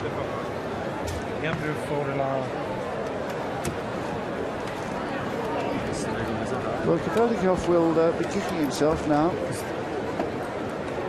Not only that love 40 on Mantilla's serve in the 9th game of that set, the fact that he did have the break and serve for the match in the 12th game.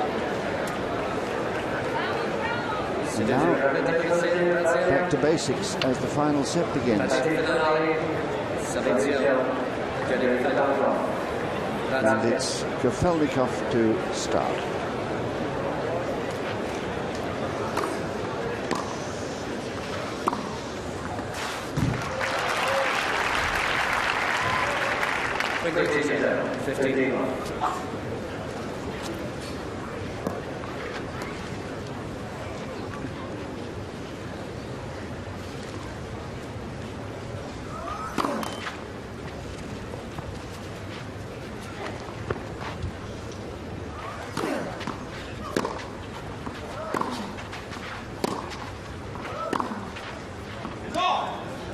15 all.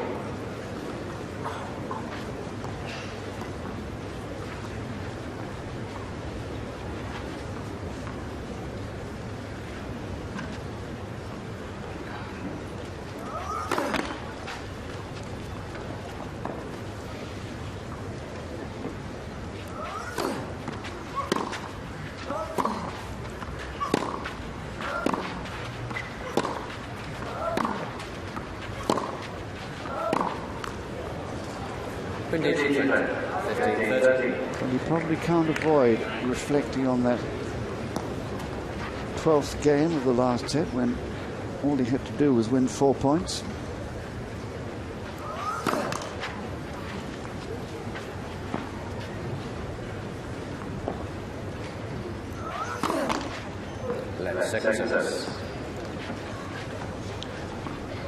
And the spark seems to have gone out of his game momentarily.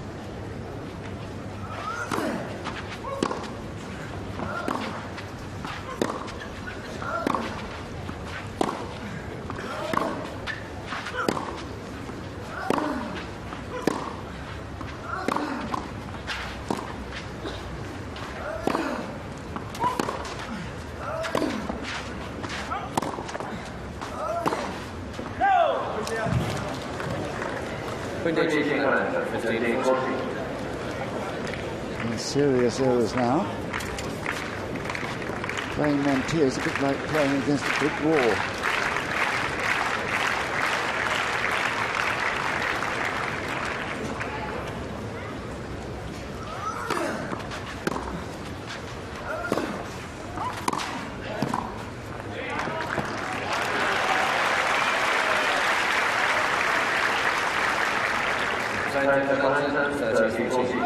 Kafjelnikov must keep coming forward, even though he's disappointed at having dropped the second set.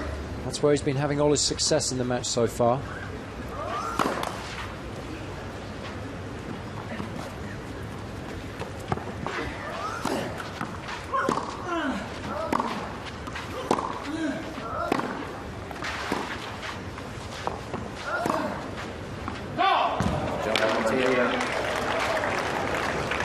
That says it all, doesn't it? Because he knows that really he should be in the shower by now. Yeah, and there's nothing worse for a player than being involved in a third set when you should have closed the match out comfortably in the second. And it's also the manner in which you lose the game that matters. If your opponent plays an excellent return game and breaks you, and there's nothing you could have done about it, then fair enough. But when you really just make a lot of unforced errors from just being too nervous to be able to continue to play the game plan that got you to that situation in the first place, then it's doubly frustrating.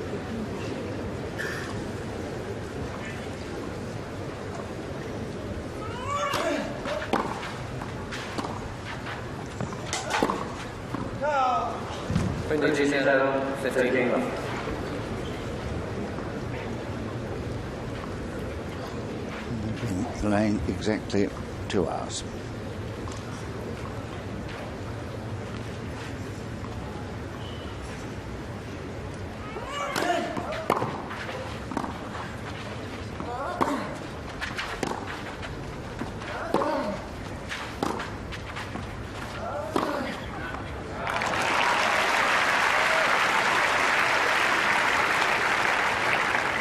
Again, excellent accuracy from the Russian, who really does have pinpoint placement when he goes cross court to create the angle.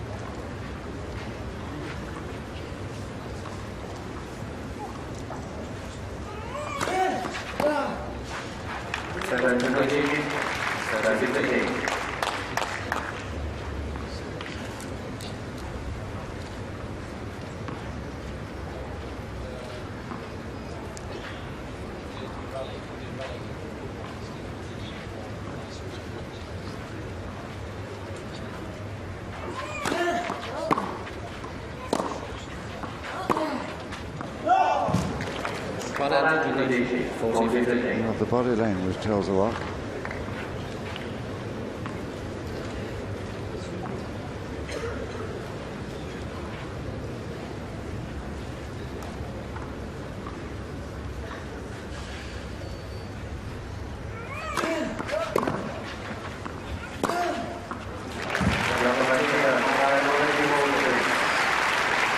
said when he won that second set, the look inside suggested to me that he believed that now he might win this match, and it's looking increasingly likely.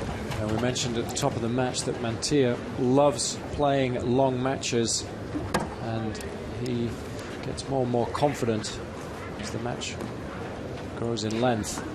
So he'll be happy that this has gone to a third set, and he'll be feeling very, very confident indeed. He's one of the fittest players on the tour.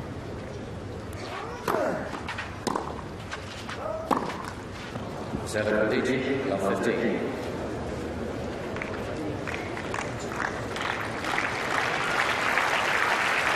That tells the tailgation.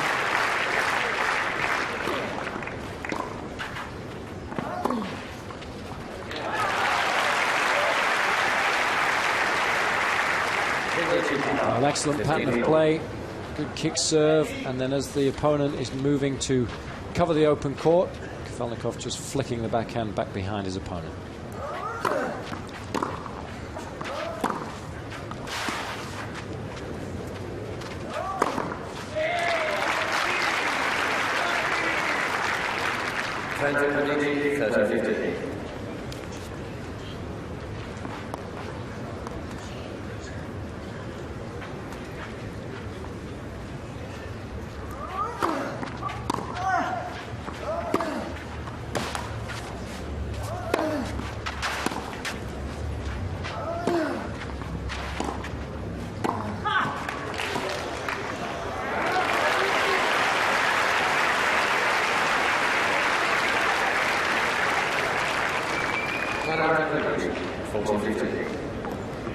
Really done well to pull this game around.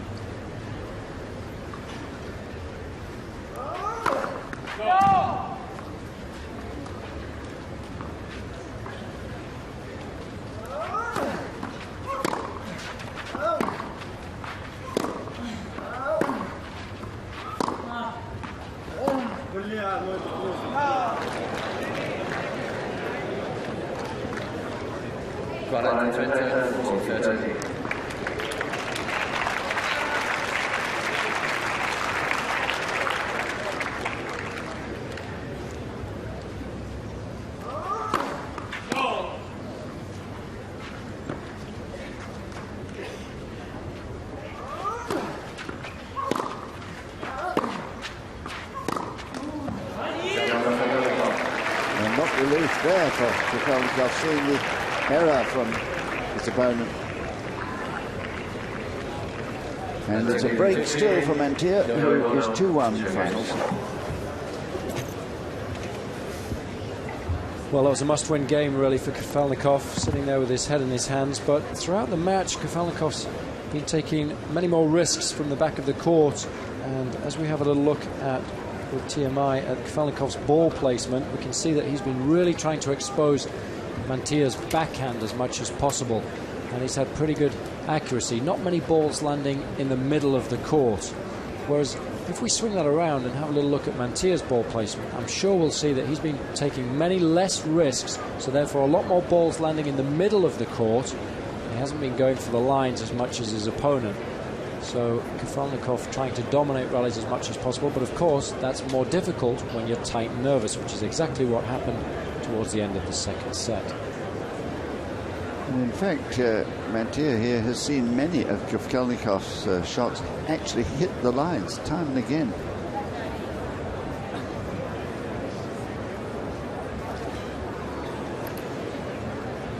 Well, looking at the two men, this one looks more confident than the other now. Certainly, no question about that. Kafjelnikov, I'm sure, still plagued with frustration at not having served down the match in the second set. So that's something that he's got to put right out of his mind. Mantilla will be feeling very good now. Well, he's got his break. First game of this set. Goes to 30. 2-1.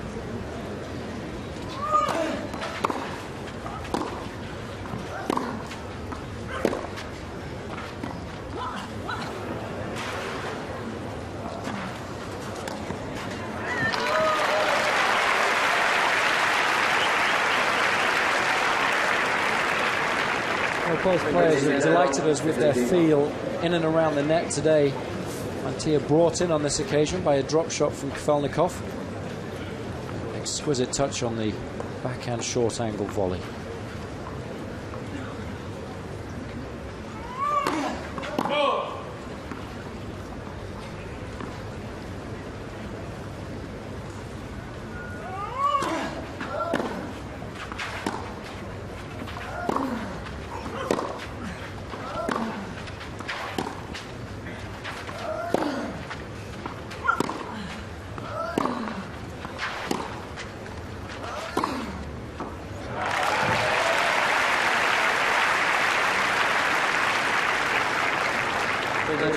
Well, the forehand's been the weapon of choice for the Russian for much of this match. Excellent amount of spin on the ball. Look at the wrist and the follow-through, finishing low on his left hip.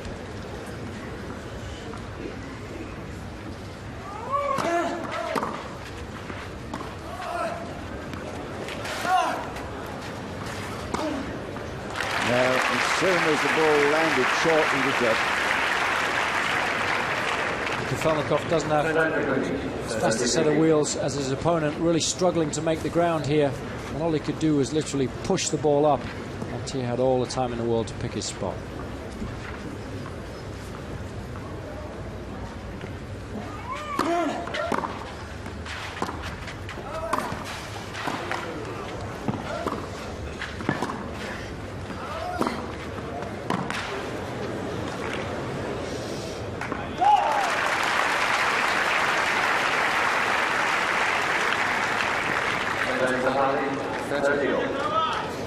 It's like one of those annoying mosquitoes that keeps coming back and biting, and it won't go away.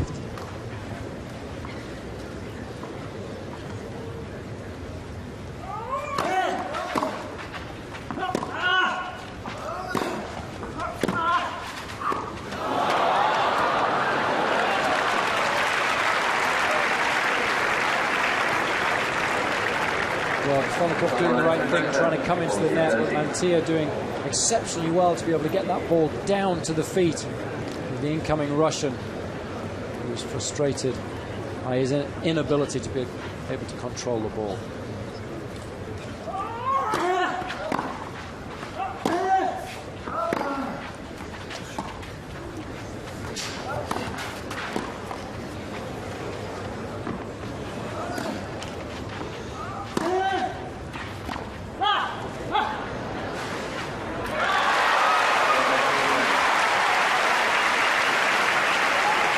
Well, he is the kicker, no question about that. And his tactics were good here. He's really trying to move Kafjelnikov as much as possible because he knows the Russian must start to tire. And Kafjelnikov looking for a quick end to the rally, not able to execute the drop shot well enough. Mantilla sensibly going back down the line.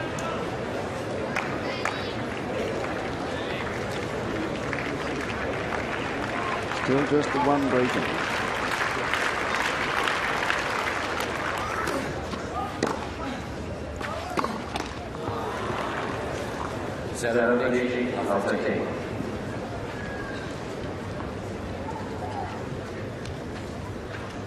Well, way too many for Kafjelnikov.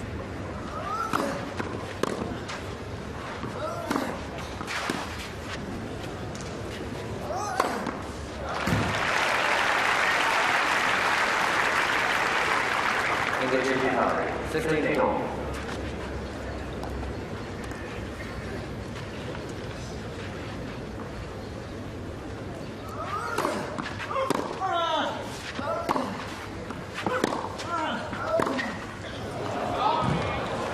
Engaging 15-13.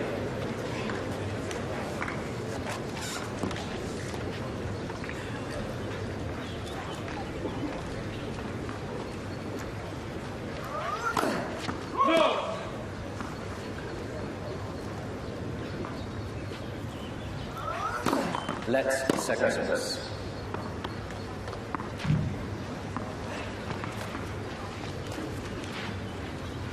Joe Giuliano on the right, former coach of Kafjelnikov.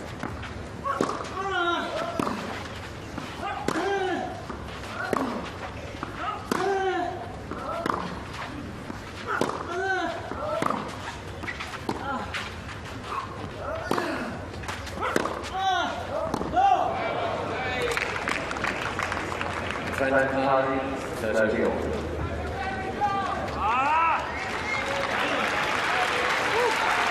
Well, the frustration for Mantilla considerable there. He knows the value of the double break.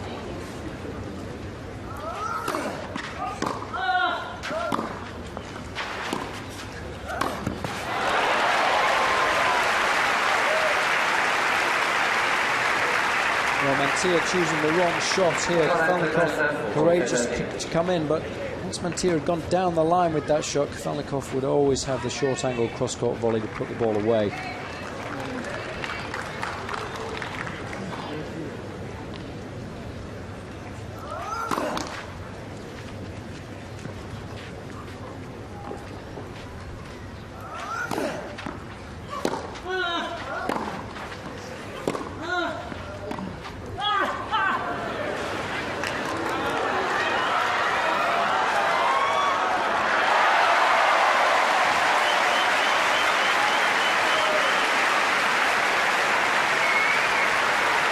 Well, Mantilla not tiring at all, and an exquisite drop off the drop there.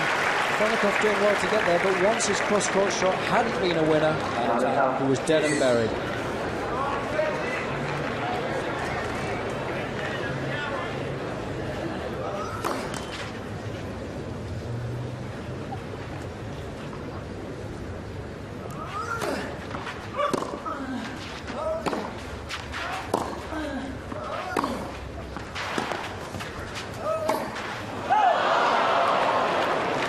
That's the pressure.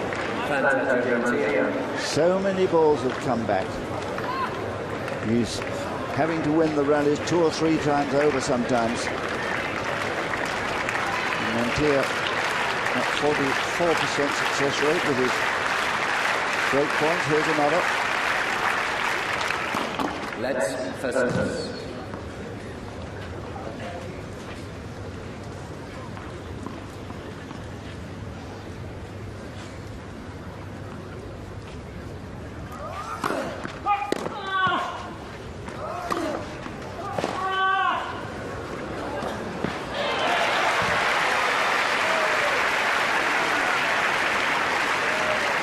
Well, Mantilla simply will not make any unforced errors. Kafjelnikov having to hit 2 or 3 extra shots, but on this occasion, the backhand was enough.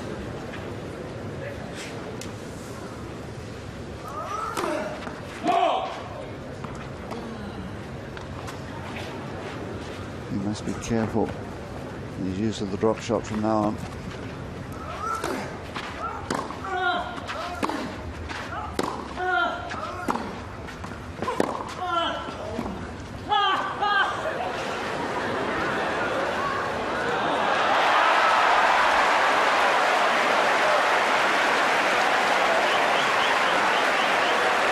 Well, now Mantilla is beginning to read these before they've even been hit.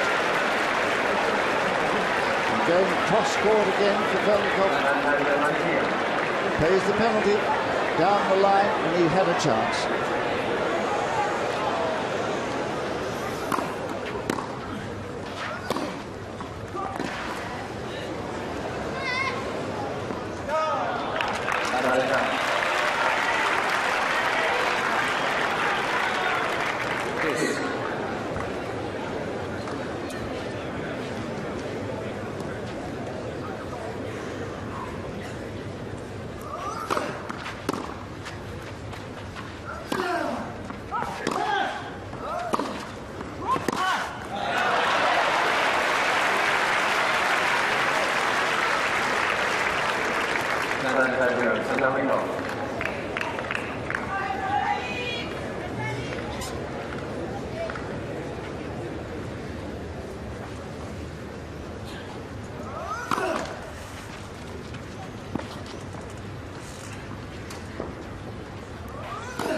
Let's success.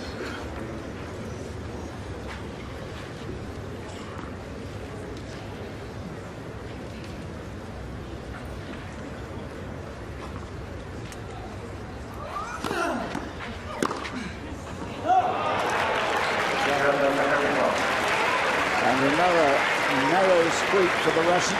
2 break points saved, but he's still fighting for his life. A breakdown, 3-2, Mantilla, final set. Well, it was a massive game for the Russian. He was surely down and out. He had to have recovered from a double breakdown. Mantilla did all he could. He played well on the break points, aggressively as he has done throughout the match, and enjoying success with it. I'm sure the Russian must be feeling very tired indeed. Just looking for some extra reserves of energy from his liquid intake.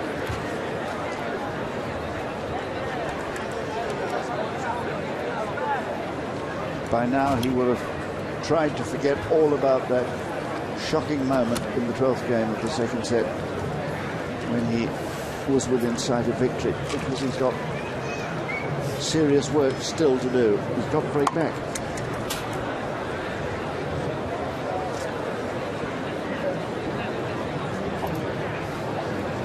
Yeah, he certainly does.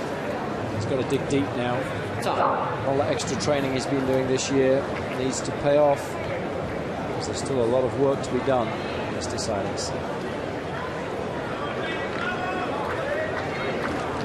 Well, that scoreline conceals a huge amount of effort and energy expended by both men.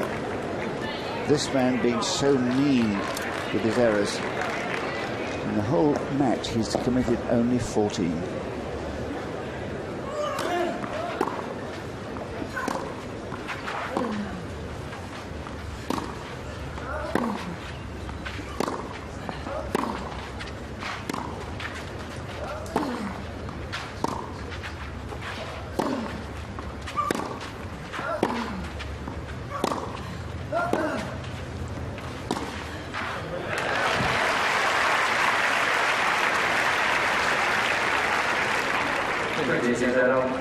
Mantilla just starting to get nicely warmed up. Now he's in the middle of the third set. And he's deciding just to take things a little bit more aggressively. Tough as nails, the Spaniard.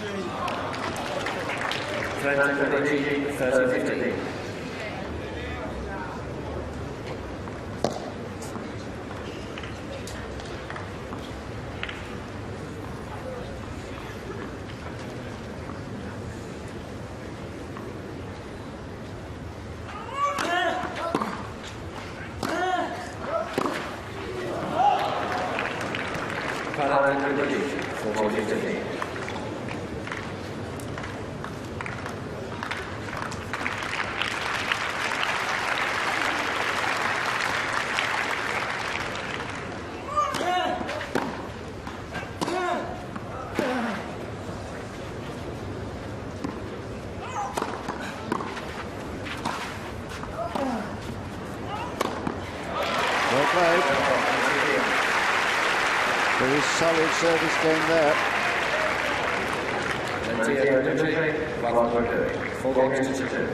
And of course, all sorts of extra dimensions to this match, not just the personal pride, but the points in the champions race. The winner today of this match will finish, or will be, 1 point only behind Leighton Hewitt.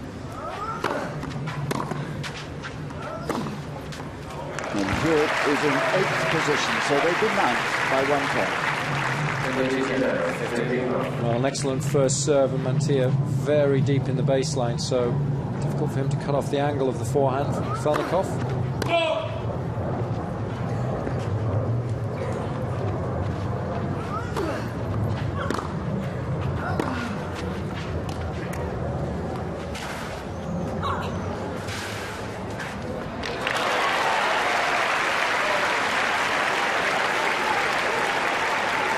still no problems for Mantilla in making the distance. It was a nice little shot from Kafjelnikov, but he was really slow to read this shot.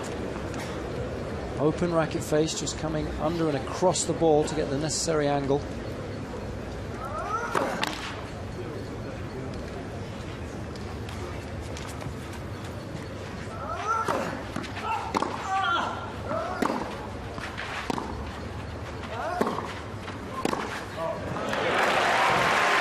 He doesn't miss those. Not that he's got a target. It's always going to be taking a risk if you approach cross court, and it wasn't deep enough. And Mantilla only had to take one step and set himself up. And he executed the backhand up the line superbly. Hit through the ball.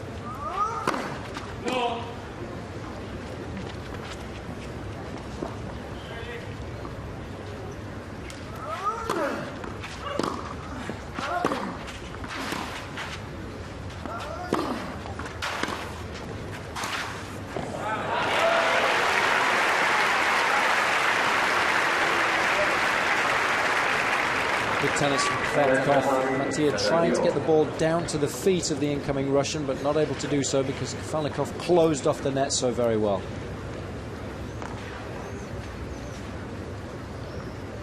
Mantilla's pretty consistent there with his winners. No,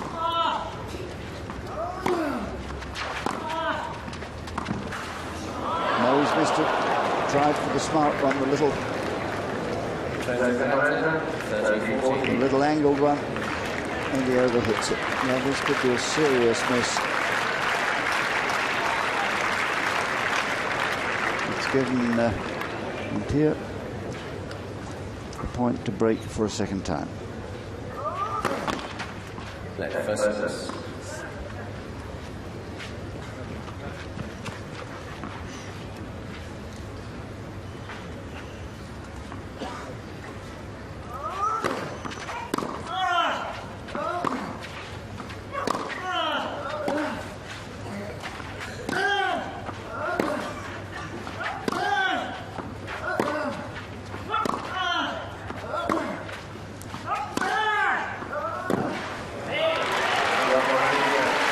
The decibels increasing his screams on hitting the ball, so does his skill improve.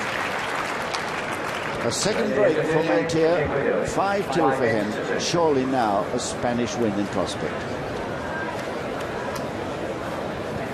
Well, it would certainly look like that was going to be the case. Mantilla's performance in this match has just been so equal in all three sets. He hasn't really had a dip in form. He responded so very well towards the end of the second, whereas Kafjelnikov started so very well and had some really advantage in the second set. But from the time that he lost his serve, when he had the opportunity to serve for the match, his game's really gone downhill. And I think I've got to attribute that, A, to the disappointments of not closing out the match, but B, also to his physical condition. He just hasn't been fit enough to be able to match Mantilla for the duration of the match, whereas I'm sure the Spaniard is feeling just as good now as he was at the beginning of the match, even though he had a very tough match last night against Ljubicic, which went the distance. He was one of the fittest players on the tour, mentally and physically. And that's really one of the main reasons he's finding himself now in a position to move through to the final.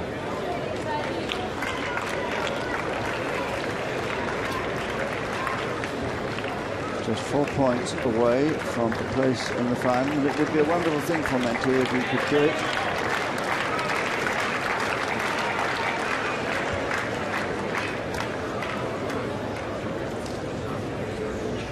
Serving for the match.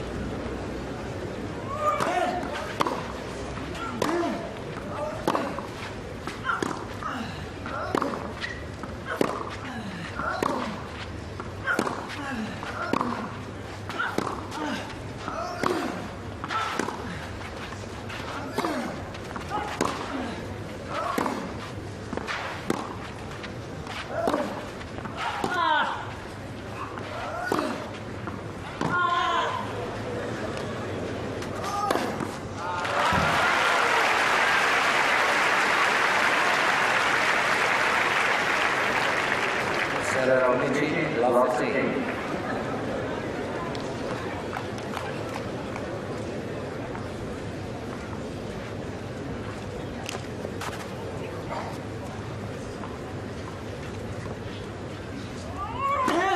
Let first service.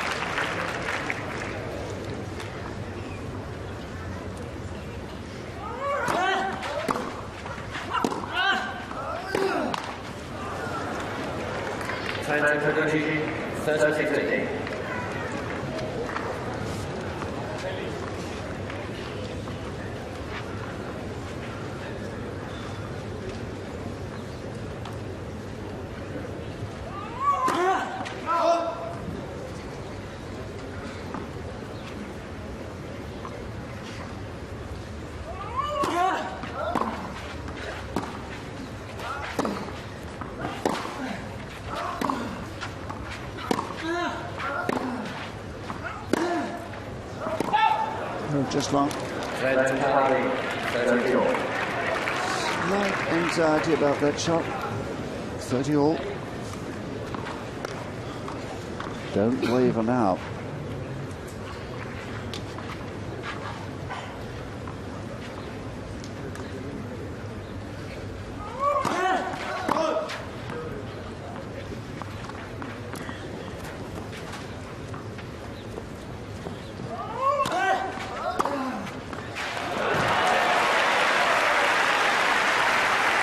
Well, you have to admire the courage of Kafjelnikov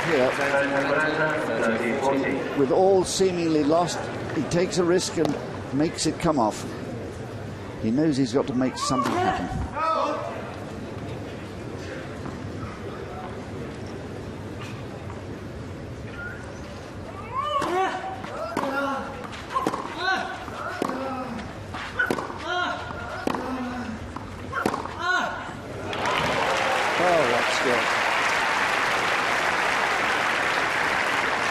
Well, you said it, this was fantastic because it wasn't that short. Mantilla not moving up the court, just choosing to generate all the pace with a faster swing of the arm. Quite superb.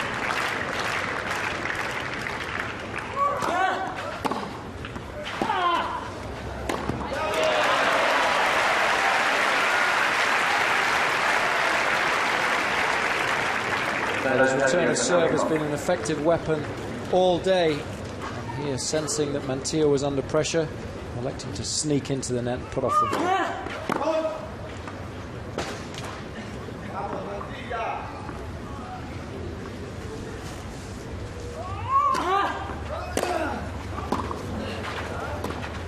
Yes, he broke a string as he returned the serve. You could hear it. Oh, that is unfortunate.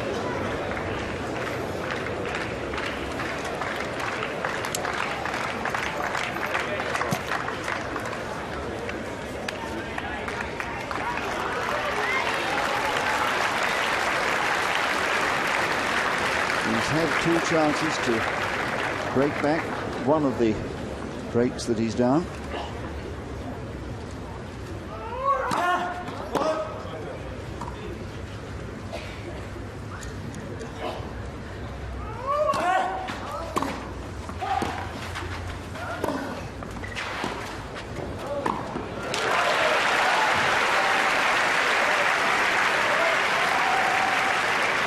Well, again, the return of serve doing the damage, getting his opponent off balance. So the Russian electing to come in and finish nicely with the high backhand volley. A third chance to break.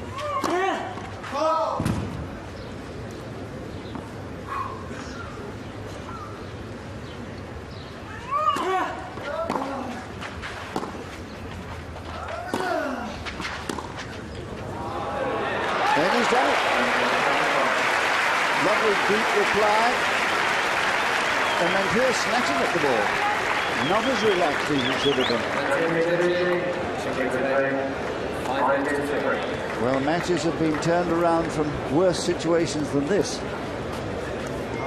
Some definite tension there for Mantilla. A, he failed to make as many first serves as he had done throughout the match to that moment, and then B, that last shot, slice backhand, definitely snatching at the ball. Interesting.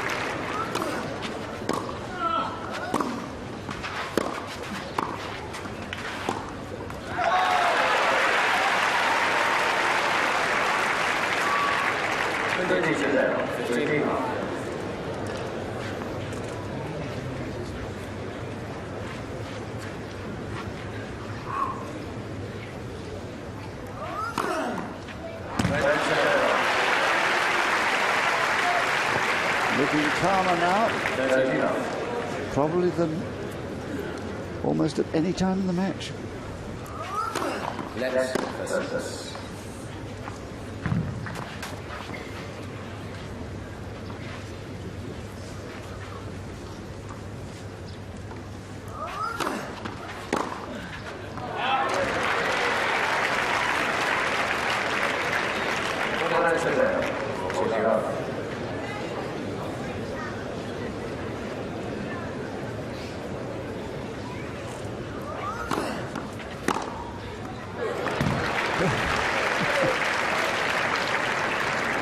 There's a pretty relaxed return of serve.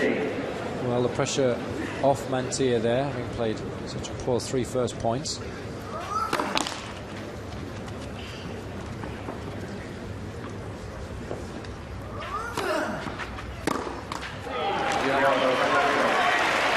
But as seemed almost inevitable, it would come down to another service game for Mantilla. He got another chance at 5-4 in this final set.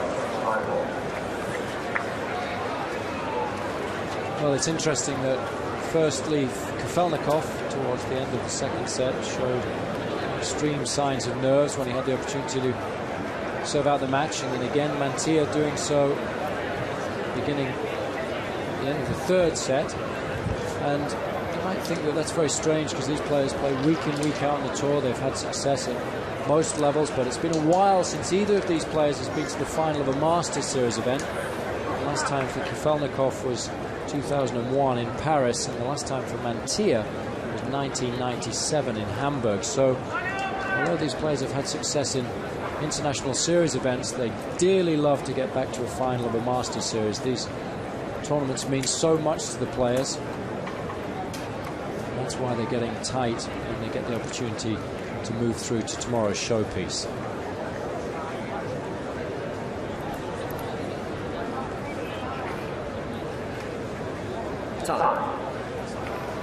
So he's broken and held to put the pressure back on Mantilla.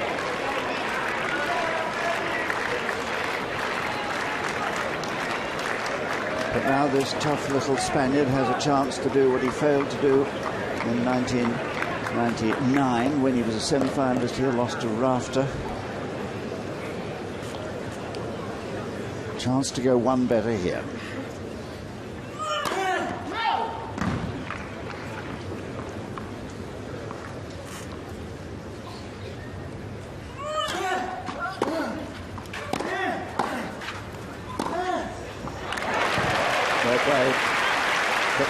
That time. Oh, well, this was huge point for both players. Mantilla keeping his head, making the pass. Kafjelnikov guilty of perhaps not doing enough with that first volley, paying the price.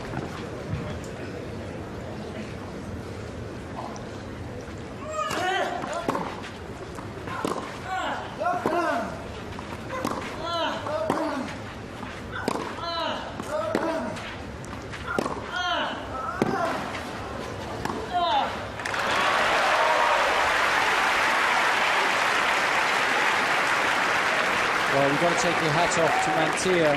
Fantastic, courageous tennis to see his opponent under pressure and ghost into the net. Finish the points off quite beautifully.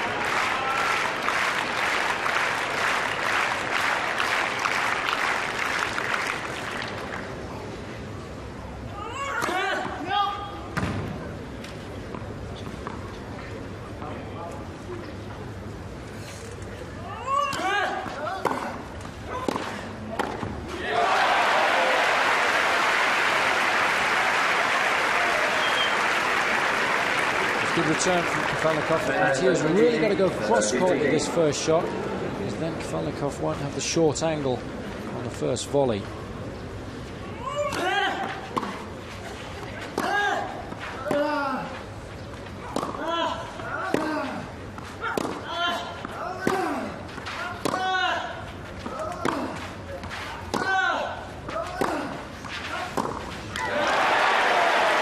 Little bit shorter than he expected.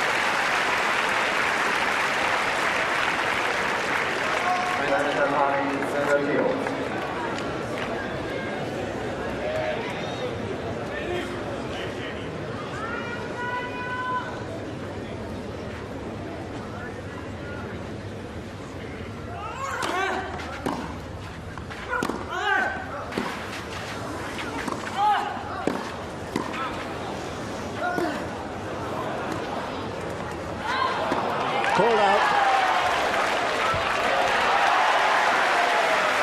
And he thought that that was good, obviously. And this young man enjoying everything that's going on. That ball's good. So we're replaying the point. And Kafjelnikov agrees that it did hit the line and the call should never have been made. The line's TMI. Well, did that touch or not? Just about. Well, Mantilla thanking Kafjelnikov for giving him the chance to replay the point. It's 38.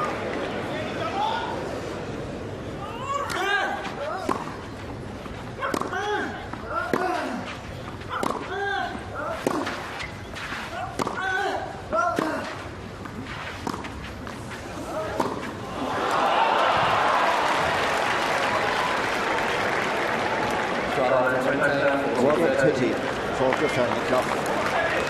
Mantilla gave him one last chance, a short ball on the forehand that normally he ran into the corner, but not this time. The error has brought match point.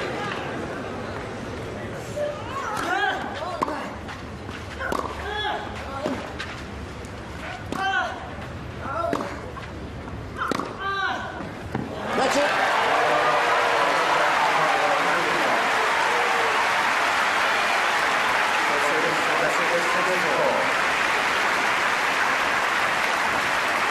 What a moment for this tough little Spaniard who battled his heart out today against the man who outplayed him for a set, but he refused to wilt and wore his man down by the sheer persistence of his wonderfully consistent game. 4-6, 7-6, 6-4 for the first time in Rome. He's through to the final. 2 hours and 40 minutes. And his second Masters Series final overall. And for Kafjelnikov, a day of might-have-beens. A day of disappointment for the Russian. He had all the talent, but he didn't have the heart. Mantilla it was that was able to serve out the match, albeit at the second time of asking. But he didn't tire. He was in top physical shape, and he was just too strong for Kafjelnikov on the day in the third set. Kafjelnikov will rue his missed chances in the second. Serving for it in the second set in that 12th game, leading 6-5, he faltered. Well, now what do you make of these stats? Well, Mantilla, as you would expect, high percentage of first serves because he doesn't go for it as much as his opponent does. But let's have a look down at the winners and the unforced errors. 35 winners for Mantilla and less than half that in unforced errors. That's just incredible stats by anybody's standards. He was put under a lot of pressure by Kafjelnikov, particularly in the first two sets. And as we move over and look at Kafjelnikov's 58 winners, but 59 unforced errors, many of those coming in the third set. So Mantilla, deserving winner, and moves through to the final tomorrow.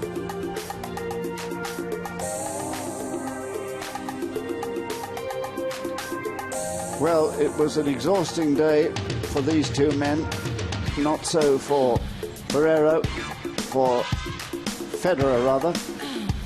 But let's look back now at some of the great moments from this match.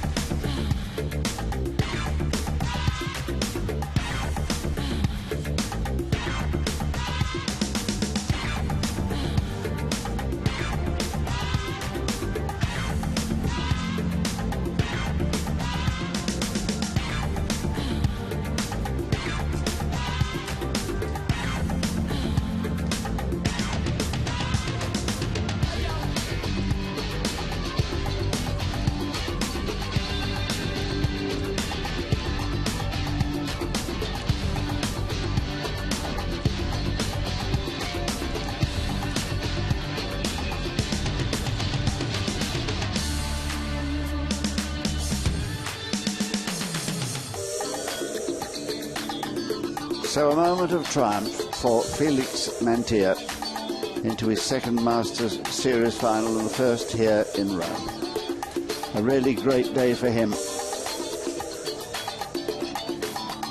And certainly the crowd giving him a standing ovation, which he thoroughly deserves. He's had a marvellous week, and who knows, he might yet win the title.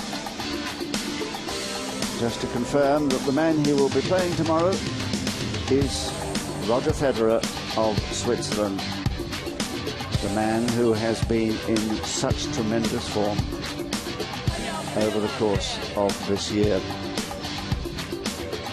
So there it is, Mantilla against Federer.